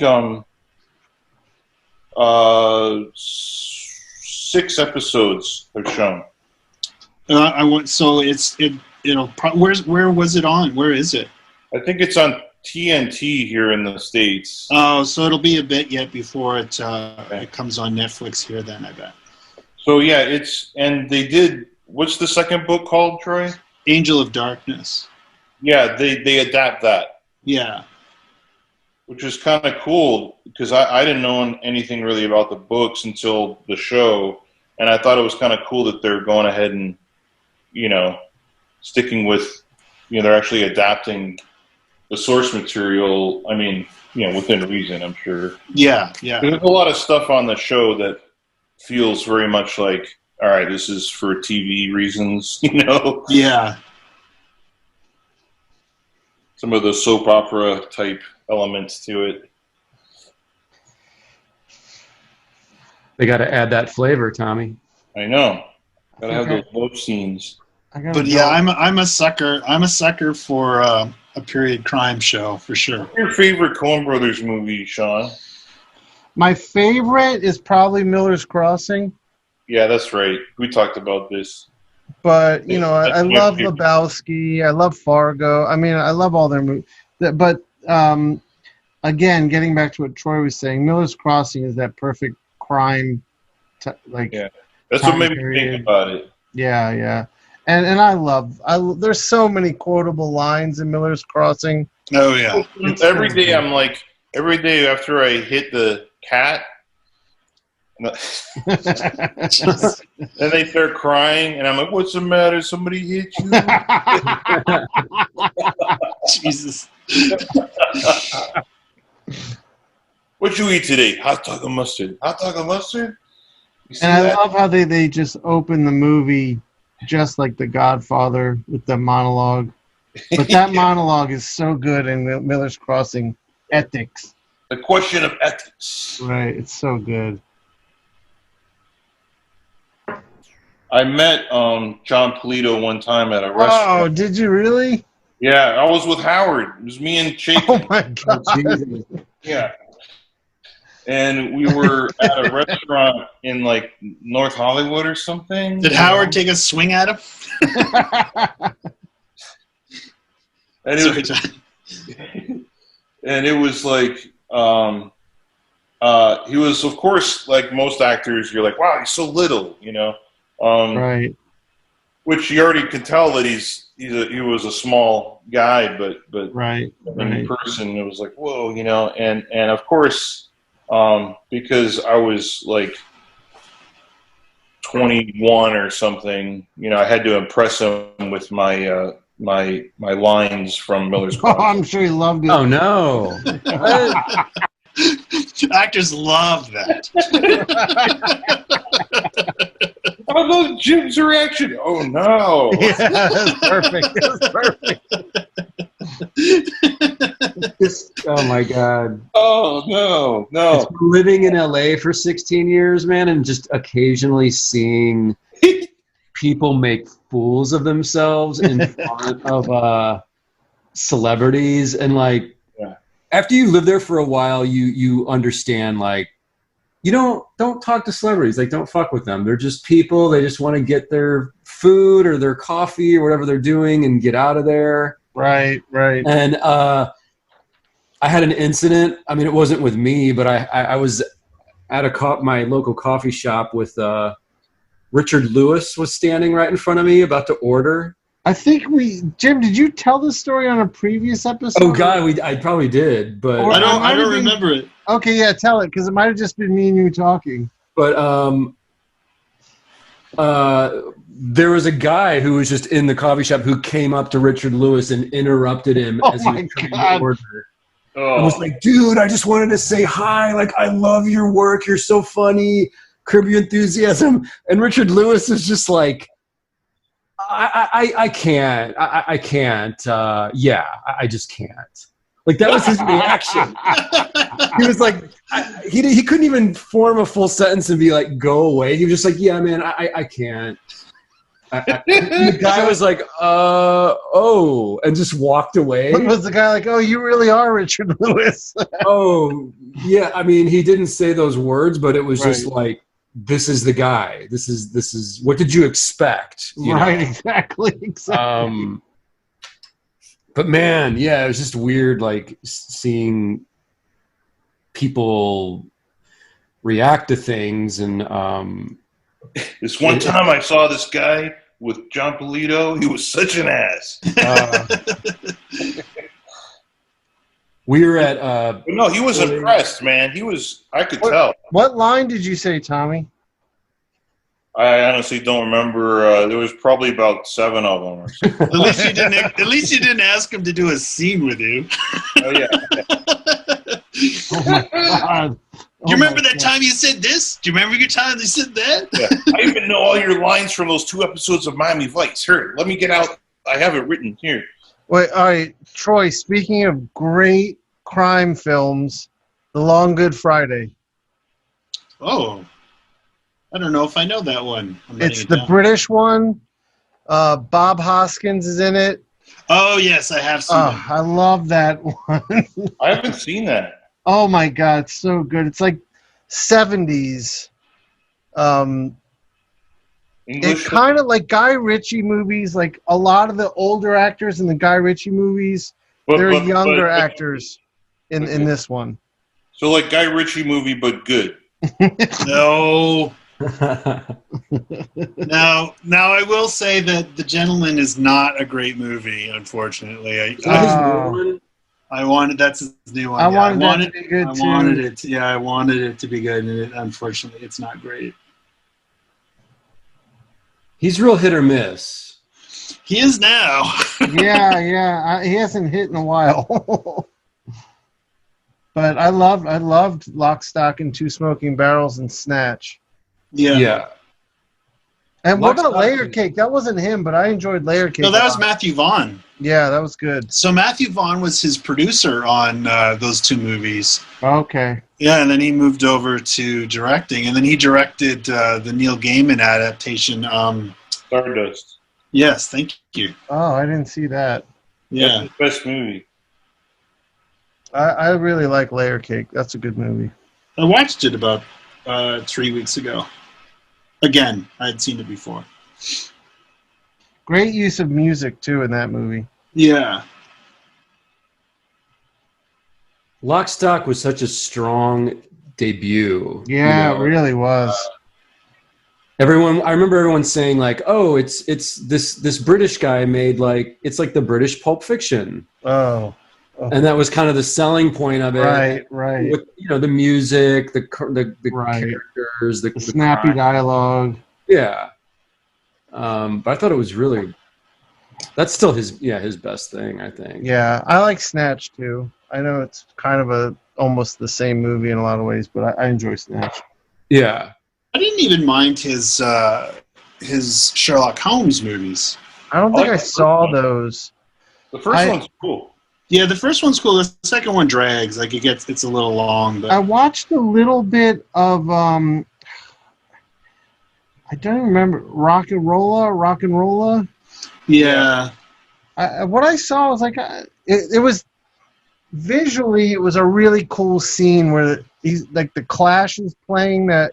It's that track. My daddy was a bank robber.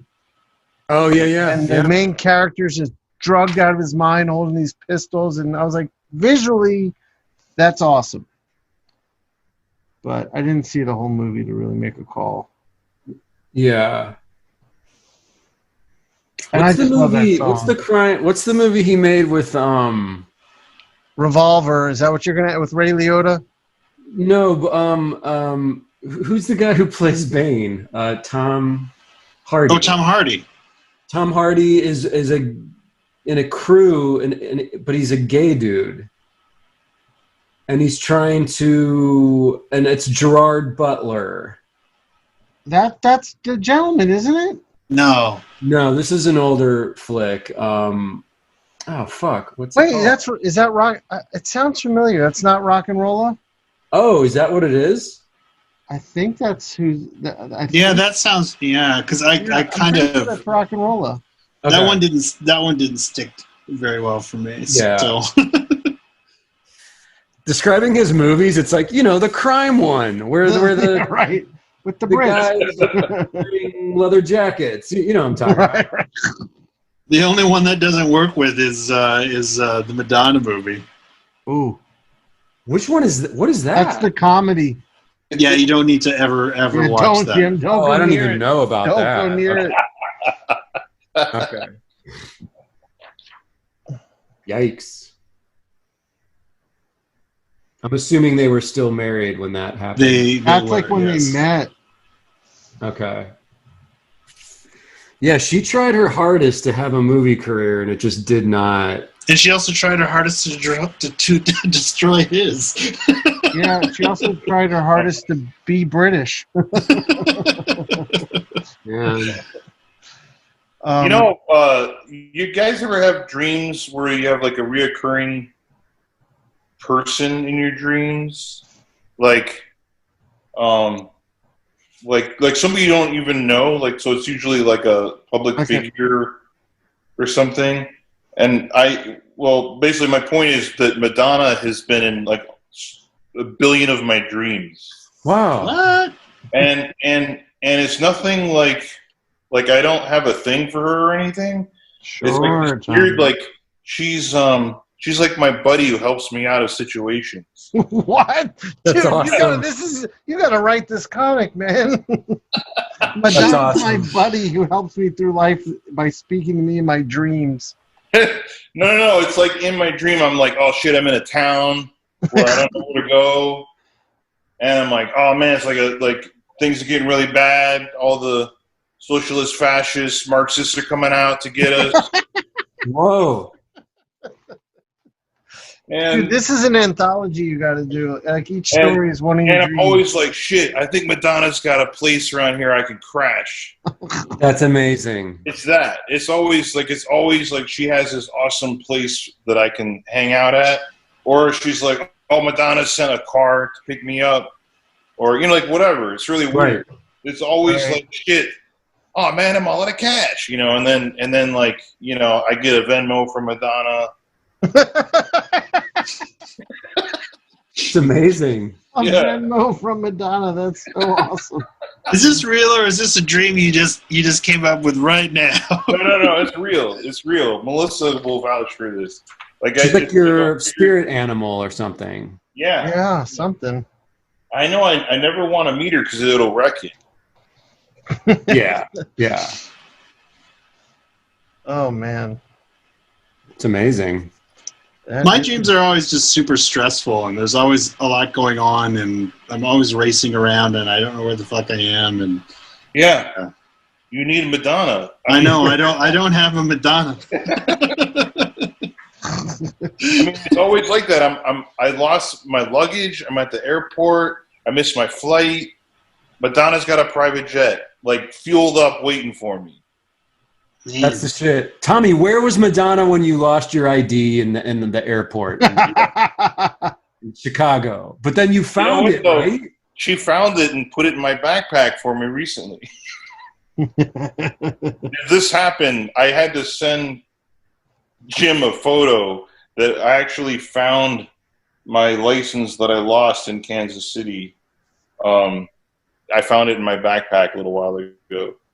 No. Dude, I cracked up when you sent me that because I watched you go through every fucking pocket and nook and cranny of that backpack. Like, where was it?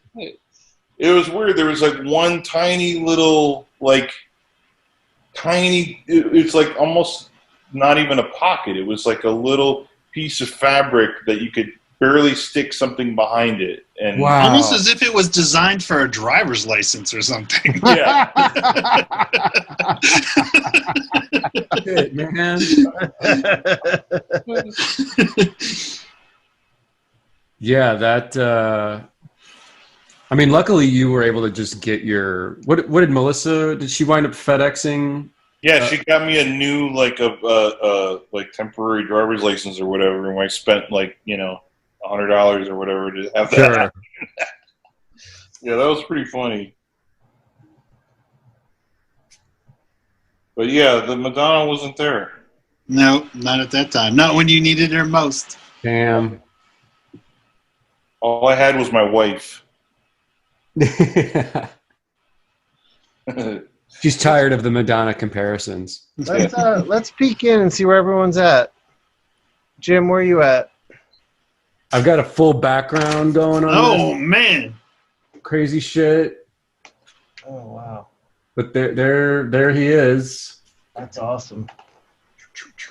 Wow. Jeez, I don't know. what the heck? I got some spawning some blacks and stuff in his head to do. I'm slow. Wow. I'm slow too, but that's looking great, Troy. Yeah, mine's going slow. Let me see yours, Tommy. You were like halfway done now, like 15 minutes into this. Then you got to the robot side. Oh, sweet. Speak, Tommy, so we can see it. Oh, sorry. Yeah. Yeah. So I'm working on the robot side and kind of having them mesh. I don't have any like straight edges or circle templates or anything in the house here. So I can't do my crazy, I think it would take too long anyway. That's but cool. It would be kind of fun to do it like where one side was very mechanical, it'd be kind of fun. Yeah. But I think it's coming out kind of cool. Yeah. Looks great. Yeah, I think it looks awesome. That lush inking. Here, I'll pop mine up. Try to get it on camera. Yeah, man. See, that's looking classic. Yeah, it's funny as I like. Show it again, Sean. As I was starting this, I was like, I'm gonna bring a little indie flair to it. And as I'm making it, I'm like, this is really classic looking. It is. It looks awesome. Yeah. It's like unavoidable with when you're working over certain guys who really got that. Yeah, that's the You know? look. That's the look. I'm actually really enjoying working on this. Me too. I'm having a lot of fun. That's for damn sure. I think Jim and I are just in misery right now. I always have fun with these inking other people videos. It's just, you know, the classic, more feathery type guys. I just have to still do my thing, and sometimes the decision making becomes like, well, I guess this works. I don't know. Well, then let's pick someone a little more like eclectic next time. Not so Yeah, I mean, I enjoy the challenge though, man. I'm not. Yeah, no, I do too, but we haven't done that yet. Like, who would we pick?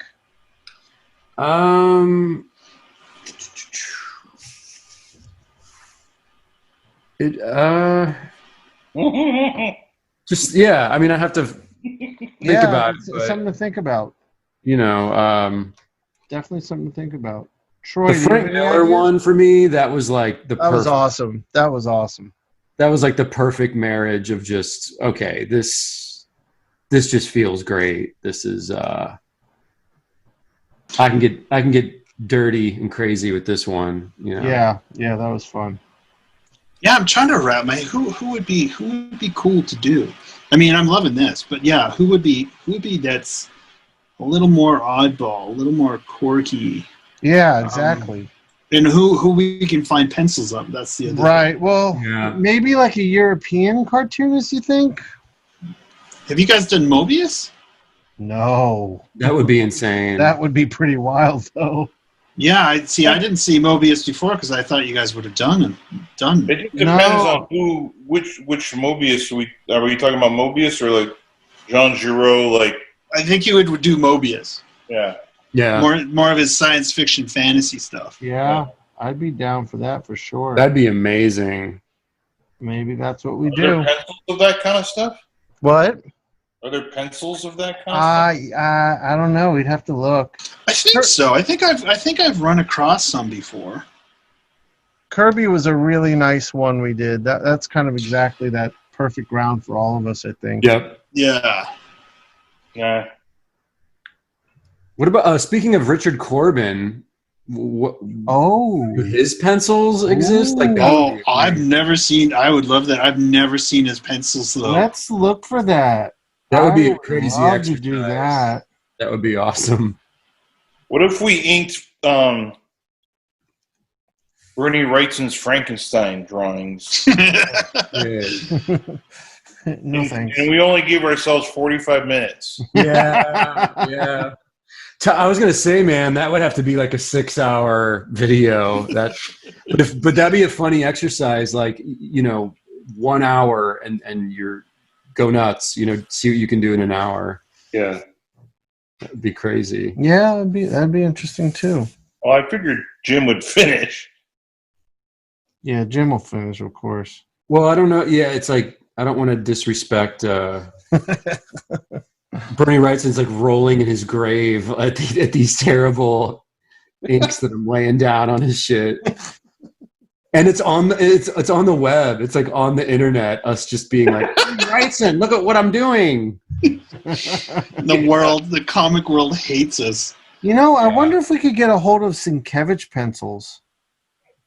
I have some from him, but they're really loose. It doesn't surprise me. Yeah. Yeah. Yeah. Bill's stuff's gonna be like Scribbles. super loose. Yeah. I almost wanted to say like Matt Wagner, like 80s style. That like could be fun, like Mage or something. Yeah, Grendel. Yeah. Yeah, that'd be cool. Howard would be fun, maybe. Oh, Ooh, some old Howard pencils would be really fun. does that exist? It'd be weird. Like, a lot of Howard's pencils, like, he worked in such a untraditional way sometimes, though, like, because he would have other people draw like the backgrounds or props and stuff. Oh, really? Yeah, so Right. a lot of stuff on his pages, like he kind of just blocked in, like, okay, this is an airplane, and then he worked up the composition. Manga style. Yeah, he drew the people around the airplane, you know, and then he had like an assistant do the airplane itself. I didn't realize he had so many assistants. Yeah, he and like nowadays he doesn't draw anything. It's all robots.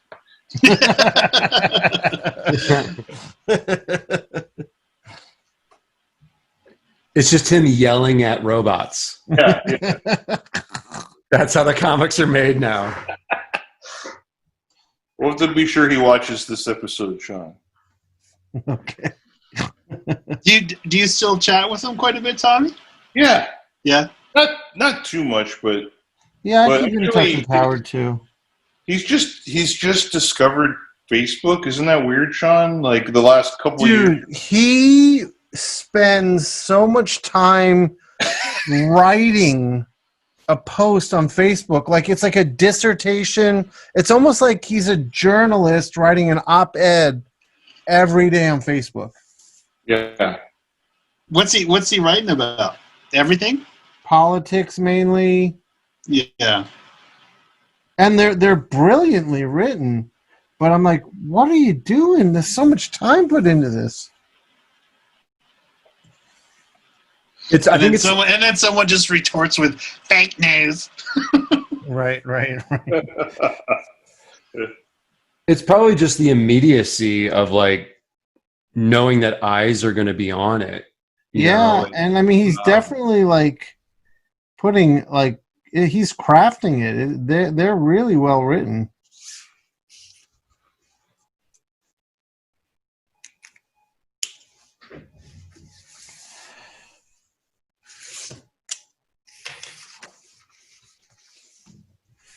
Man, I can't do like.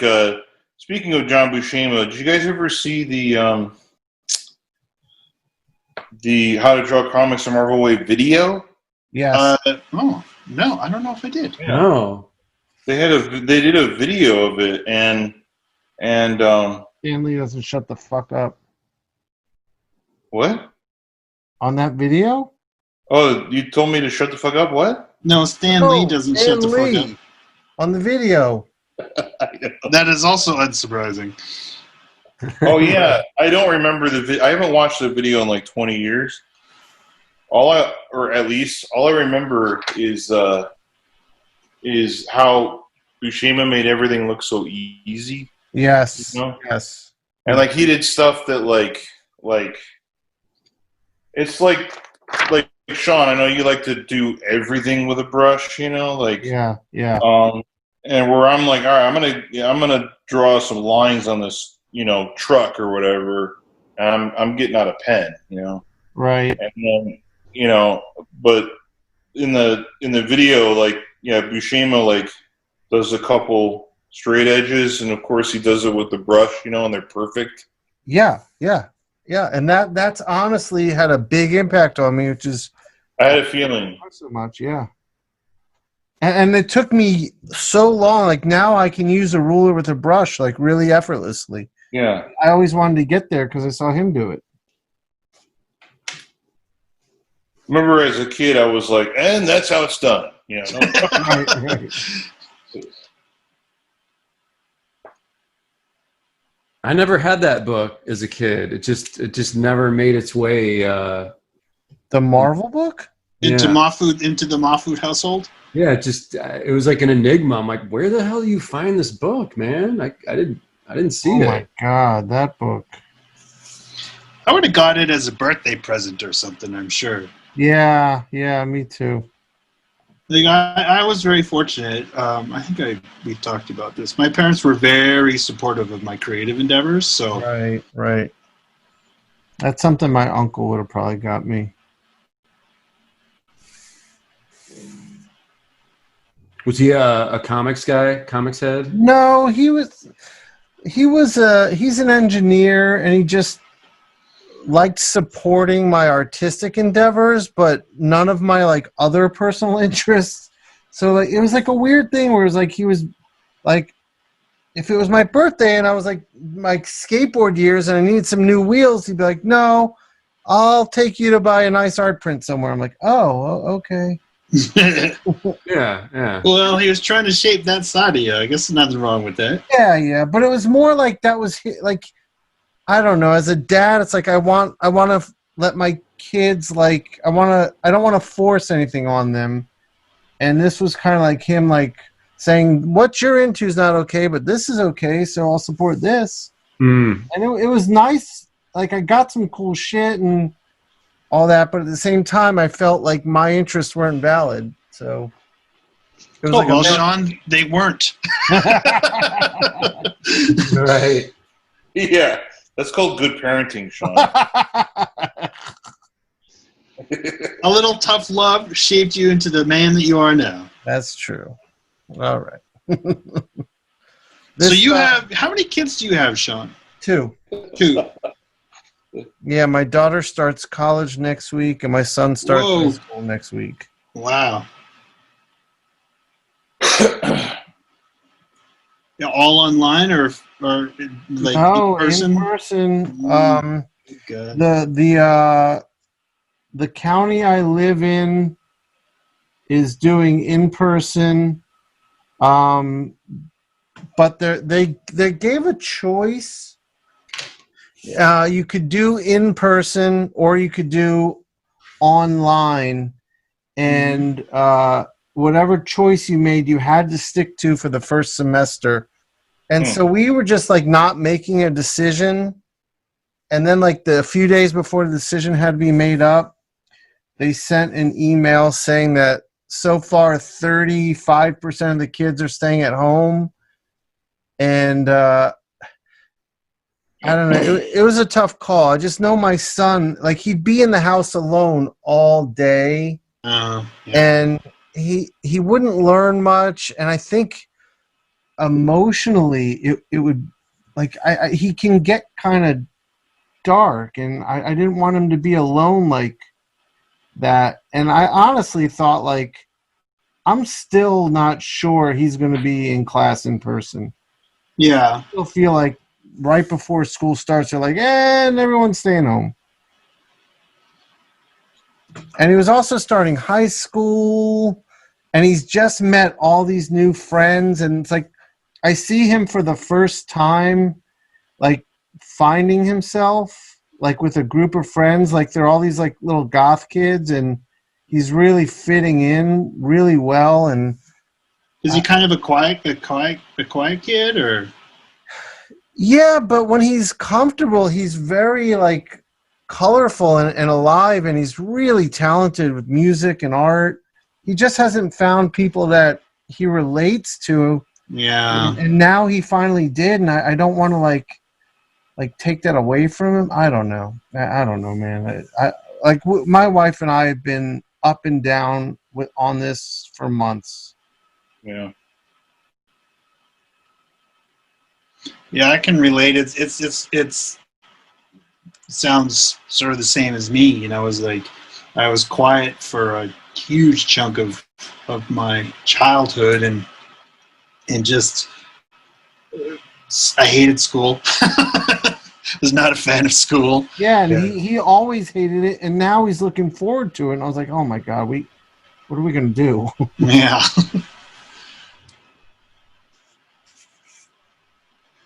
It's funny because I'm working on the Hulk's hair here, and I realize he's got a really funny haircut. It's kind of a bit of a bowl cut. Yeah, it totally is. Especially in this piece, this specific. Yeah.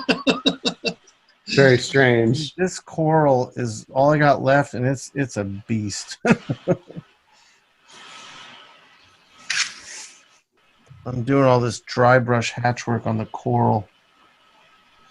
So do you guys force yourself to take days off, or you just work I all have the to time? start doing that. I have to. I have not been good about giving myself downtime. I mean, that's why I was glad that you guys were cool with doing today, because I've turned Saturday into my, where I have to go work on cars day.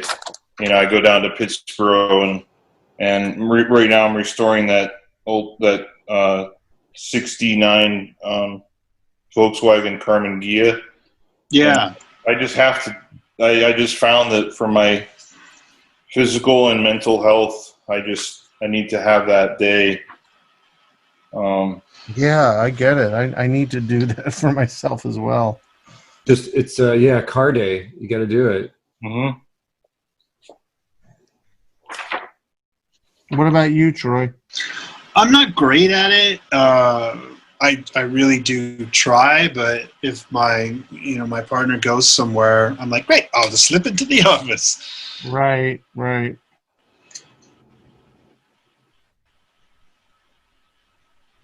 Yeah, it's I work every day, but if I want to take 2 hours off and go for a walk or a hike or take a 2-hour lunch, I can just do that. Yeah, that's awesome.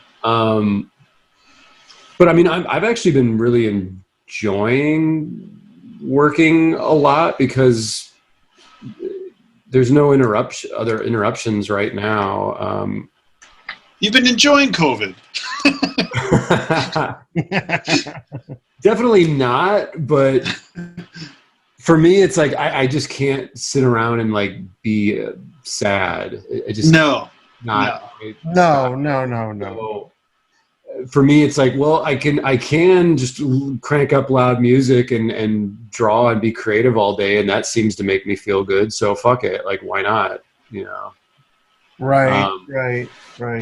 I mean, it's important to take breaks, but at the same time, I'm excited about like the projects and the stuff that are going on right now. So. Mm-hmm.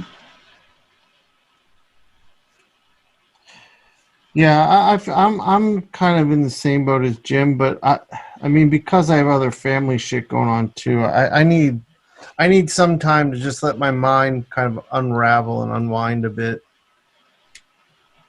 Yeah, totally. Because I don't get that like 2 hours a day of like let's go to lunch or let's go for a hike. Like every second is like, if I'm not drawing, then it's like I got to pay some bills or I gotta get Zoe registered for college or whatever it is. It's always something, and I would just like some real downtime. You need some Shawn time. That's exactly right. I don't know what I do yet, though. That's the only problem. Right.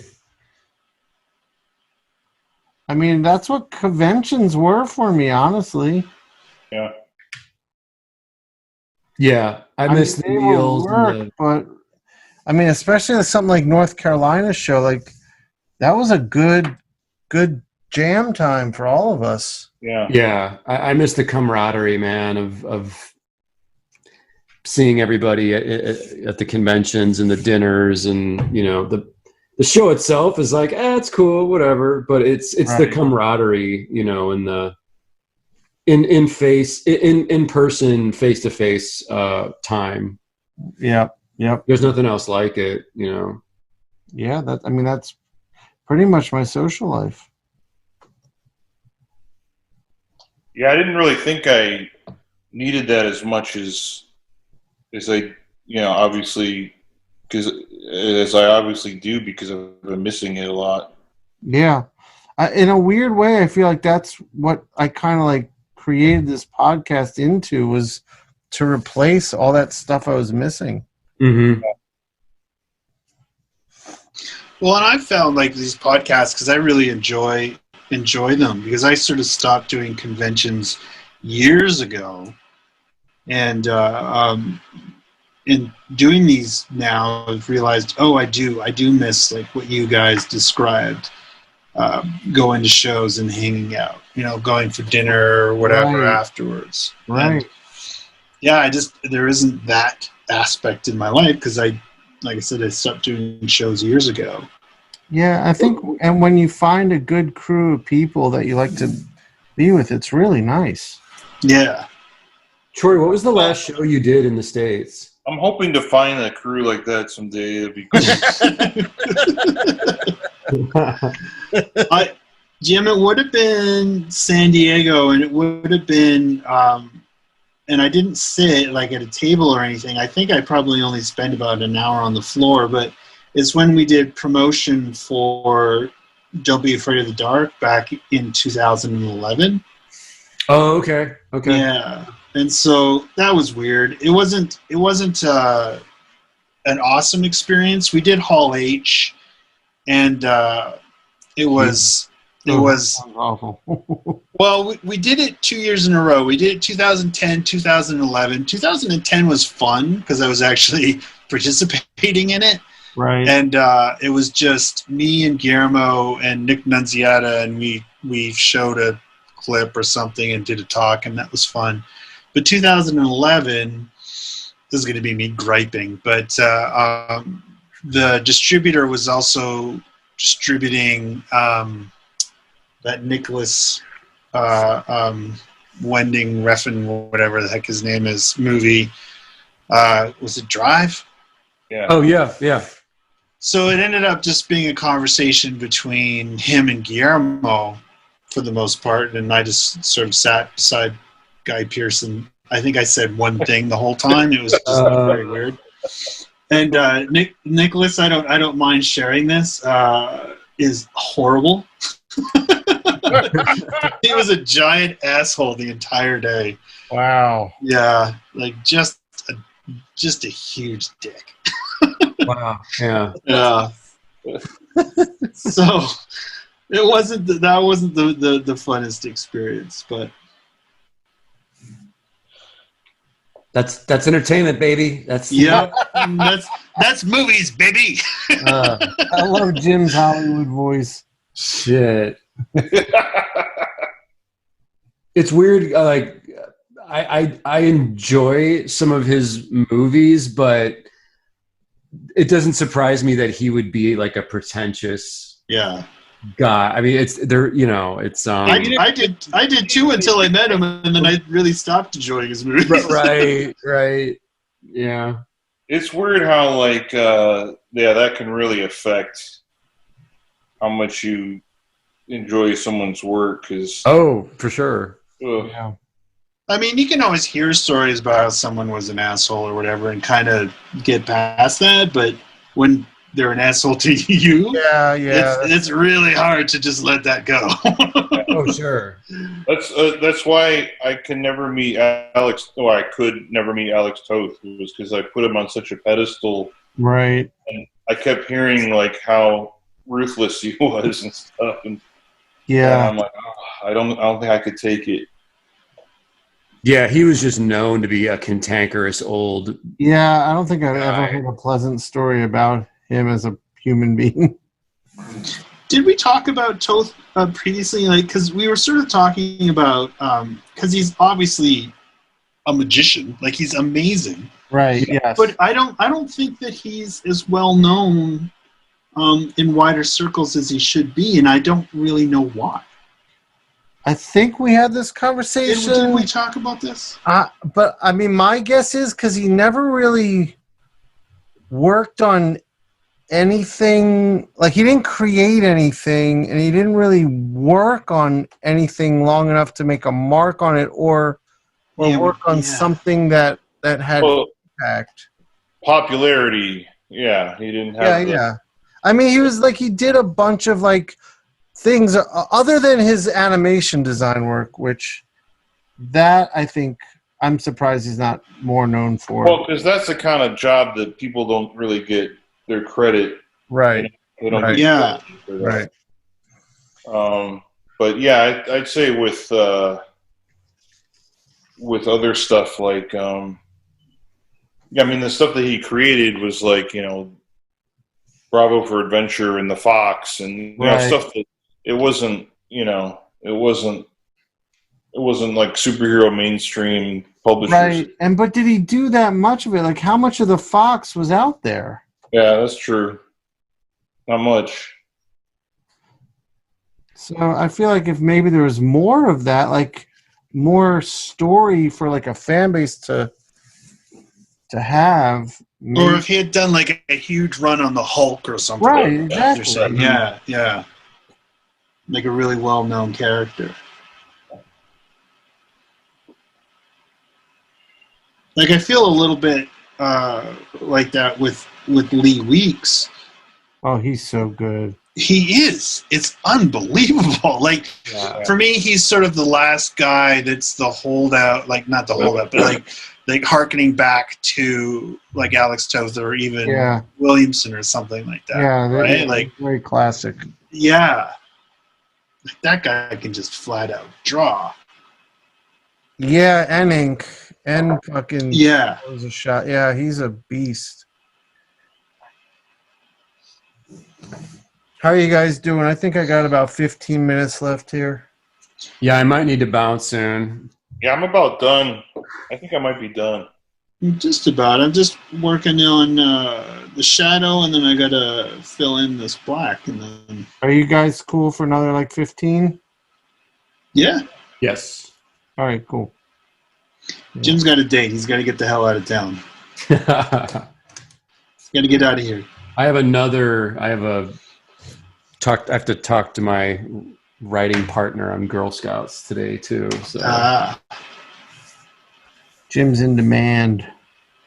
There's a lot going on. There's a lot going on, you guys. There's a lot going on. Jim, I gotta go. I gotta pay for those Girl Scout cookies I just bought. Yeah, there you go. Jim, you're supposed to put on your Hollywood voice. Talk about your meetings. Shit. I have a secretary that can handle that. It's funny. I was actually talking about this with Sigrid last night. Because with all these Zoom calls and everything, I realized how much of that movie, working up to it, that could have just been done from home. You know, instead of having to fly down to LA all the time. Now, I enjoy LA. I like it, but like there was times where I would go home and then I get an email. It's like, oh, you need to come back tomorrow. Wow. Yeah. Yeah. Like it is just crazy. It's like I could have done so much of this just sitting on the couch. I think we're going to see a lot of changes with travel and stuff. People just using things like Zoom and working from home. Yeah. Definitely. Not the worst thing in the world. No. It's definitely allowed me to do a lot more shit, like this podcast. I don't have any circle templates, but I found some coins. There you go. That's what Mateo would use when he had to do a signature at a con. Yeah. Oh, he'd use a coin? Yeah, like if he forgot his circle templates, he'd use a coin. That's awesome. Yeah, nickel works pretty well there.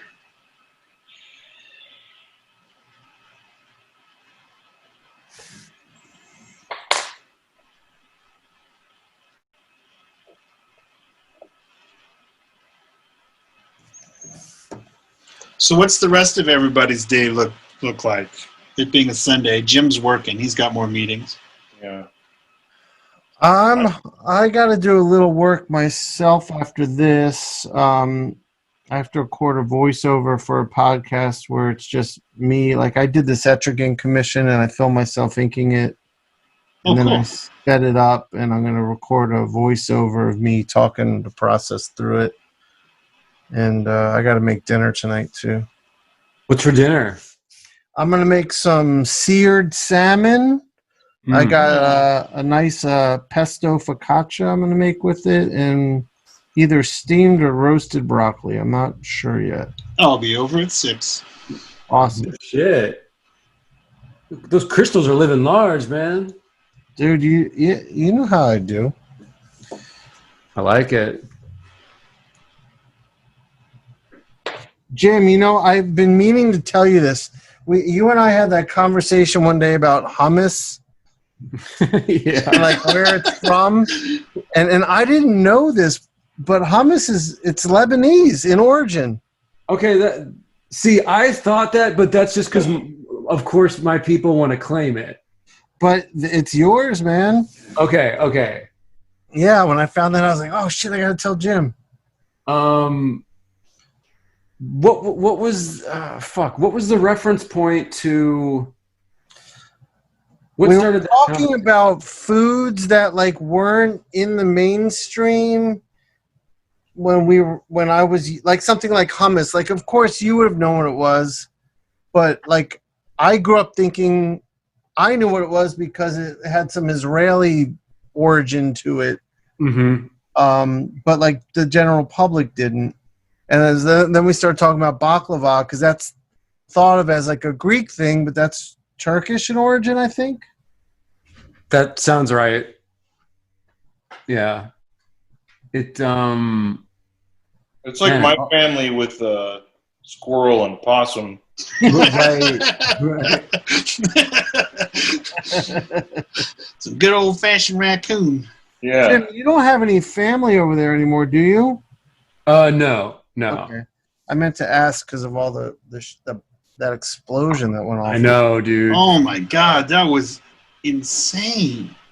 I was having a rough day that day, man. Like I was like, I think it's because like the family was out of town and all this stuff, and I just been watching the news too much, and You then gotta turn that shit off, man. yeah, and then when that shit happened in Beirut, you know, I was just like, Yeah. I just like, just the world sucks now. You know, I was just having one of those days where I'm just like, everything's Yeah, I get it. crappy. It's too much to process. It's Right now, that's what a lot of days can be. Yeah, and it's for a lot of people, you know. So Yeah. But the craziest thing was this: there was all the different videos of it from people, you know, who were filming it or just were filming TikTok videos or whatever when it went off. Did you see that wedding video? No. Oh, so that one's, so they were both fine, but they were, and from what I sort of put together from the way the shot was being done, I think that the photographer must have had the camera on like a little jib arm push dolly setup because he was kind of coming in and around her. And then, you know, these really beautiful shots, and, you know, she's beautiful. It's amazing. She has her dress sort of spread out around her in this nice sort of courtyard. And then the secondary explosion happens with, you know, the huge wave, and this piece of equipment just gets pushed, but it kind of swings around and catches this little glimpse of her as she bends over, it's just like her whole dress is blowing and you just see it blowing past her. Whoa. It's just this, it looks like it's from a movie. Like it's just so intense. Oh, that's awful. Yeah. I started watching the videos, like, and then I, you know, started going on that rabbit hole, and then I came across one that, you know, where I saw bodies and stuff, and I was like, all right, I can't do it anymore. Yeah. Tommy, that piece looks sweet, man. Thanks. Yeah, Tommy, let me see what you got going on over there. Talking to Mike. Okay, I'm done. Oh wow. Yeah. This was kind of like more like this spoke my language more, though, I think, than some other things. That's badass. Thanks, man. It was fun. I'm glad I picked a more simple one too that I could actually finish. Yeah. Sometimes I'll, you know, because there was another one. I'm like, oh, I'm going to do this one, you know, like of Conan sitting on a throne with this girl, and, you know, it's like the thing that Mateo gave you to ink. Right. Oh God, yeah. The cover. Like a full background and crazy shit. Because I found a couple like Conan things like in a couple of these art books that I thought about, but yeah, they're way too much. This way I could focus more on just doing some fun brush work and stuff. Definitely. Oh, that's awesome, Jim. There's this guy. Yeah. With this fucking... I missed Tommy's. My computer was still pointed down. I've already thrown it in the garbage now, so you already sold it. You already shipped it off. that's like Scotty Young, right? Like, his artwork is sold before he's done it. Yep. Really? Oh, he Wow, man. he does his warm up drawings and they just go like that. Yeah. Yeah, Scotty sells the shit out of some art. I love that background on yours, Jim. It's really fun. Yeah, I don't know what's going on here, but it, you know. But that's what's cool about it. The Hulk is just great. He's just a great character. All right, I'm done now. Wow. Bring it a little closer to the camera. Yeah, I will. I am. I'm just putting my brush down. Nice. So yeah, all that fucking. Wow, dude. Yeah, look at that. That's great. Look at all that coral, like that sea rock that he's standing on. Yeah, that took a little bit of time. Beautiful, man. Yep, Is that Jason Mimosa? Vermosa? Mimosa, the guy who was in the Avengers. Titanic, right? The Avengers underwater movie. Right. Yeah, that's really classic looking, Shawn. Yeah, thank you. I'm kind of like pleasantly surprised. Let me see if I can get a better focus on it. Troy, hold yours up again. Terrible Talk. light on it. Now talk. Now talk. Oh yeah, is it going to me? Mm-hmm.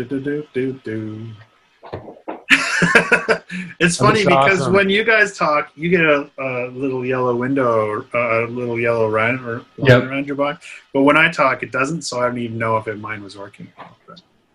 Oh, Troy, you can in your settings you can set it so that when you talk, you take over the screen, so you'll see it how everyone else sees it. Oh shit! Oh, that would be nice. Okay, next time.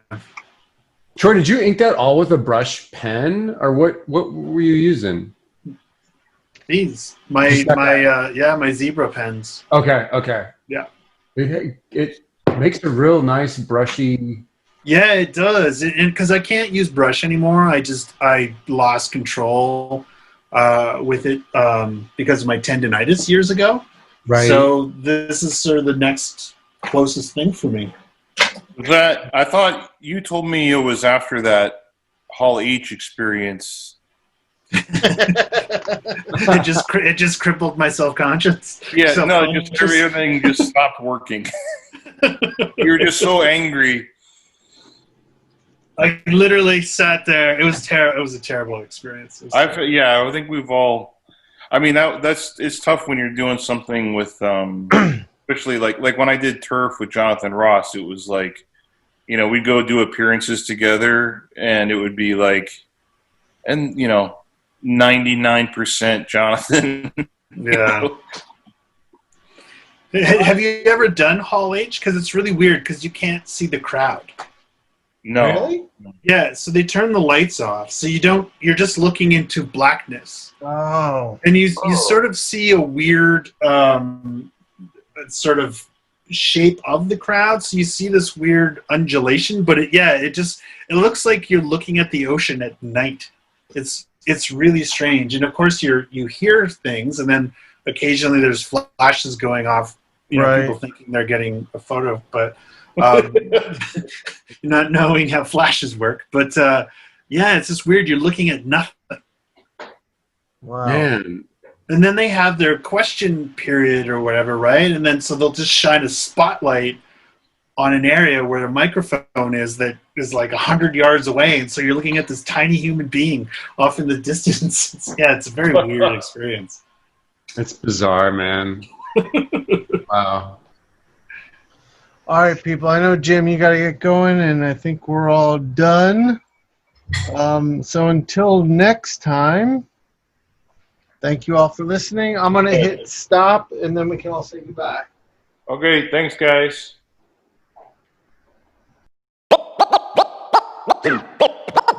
This is the Inkpulp podcast. This is the Inkpulp podcast. Comics, hip hop, life.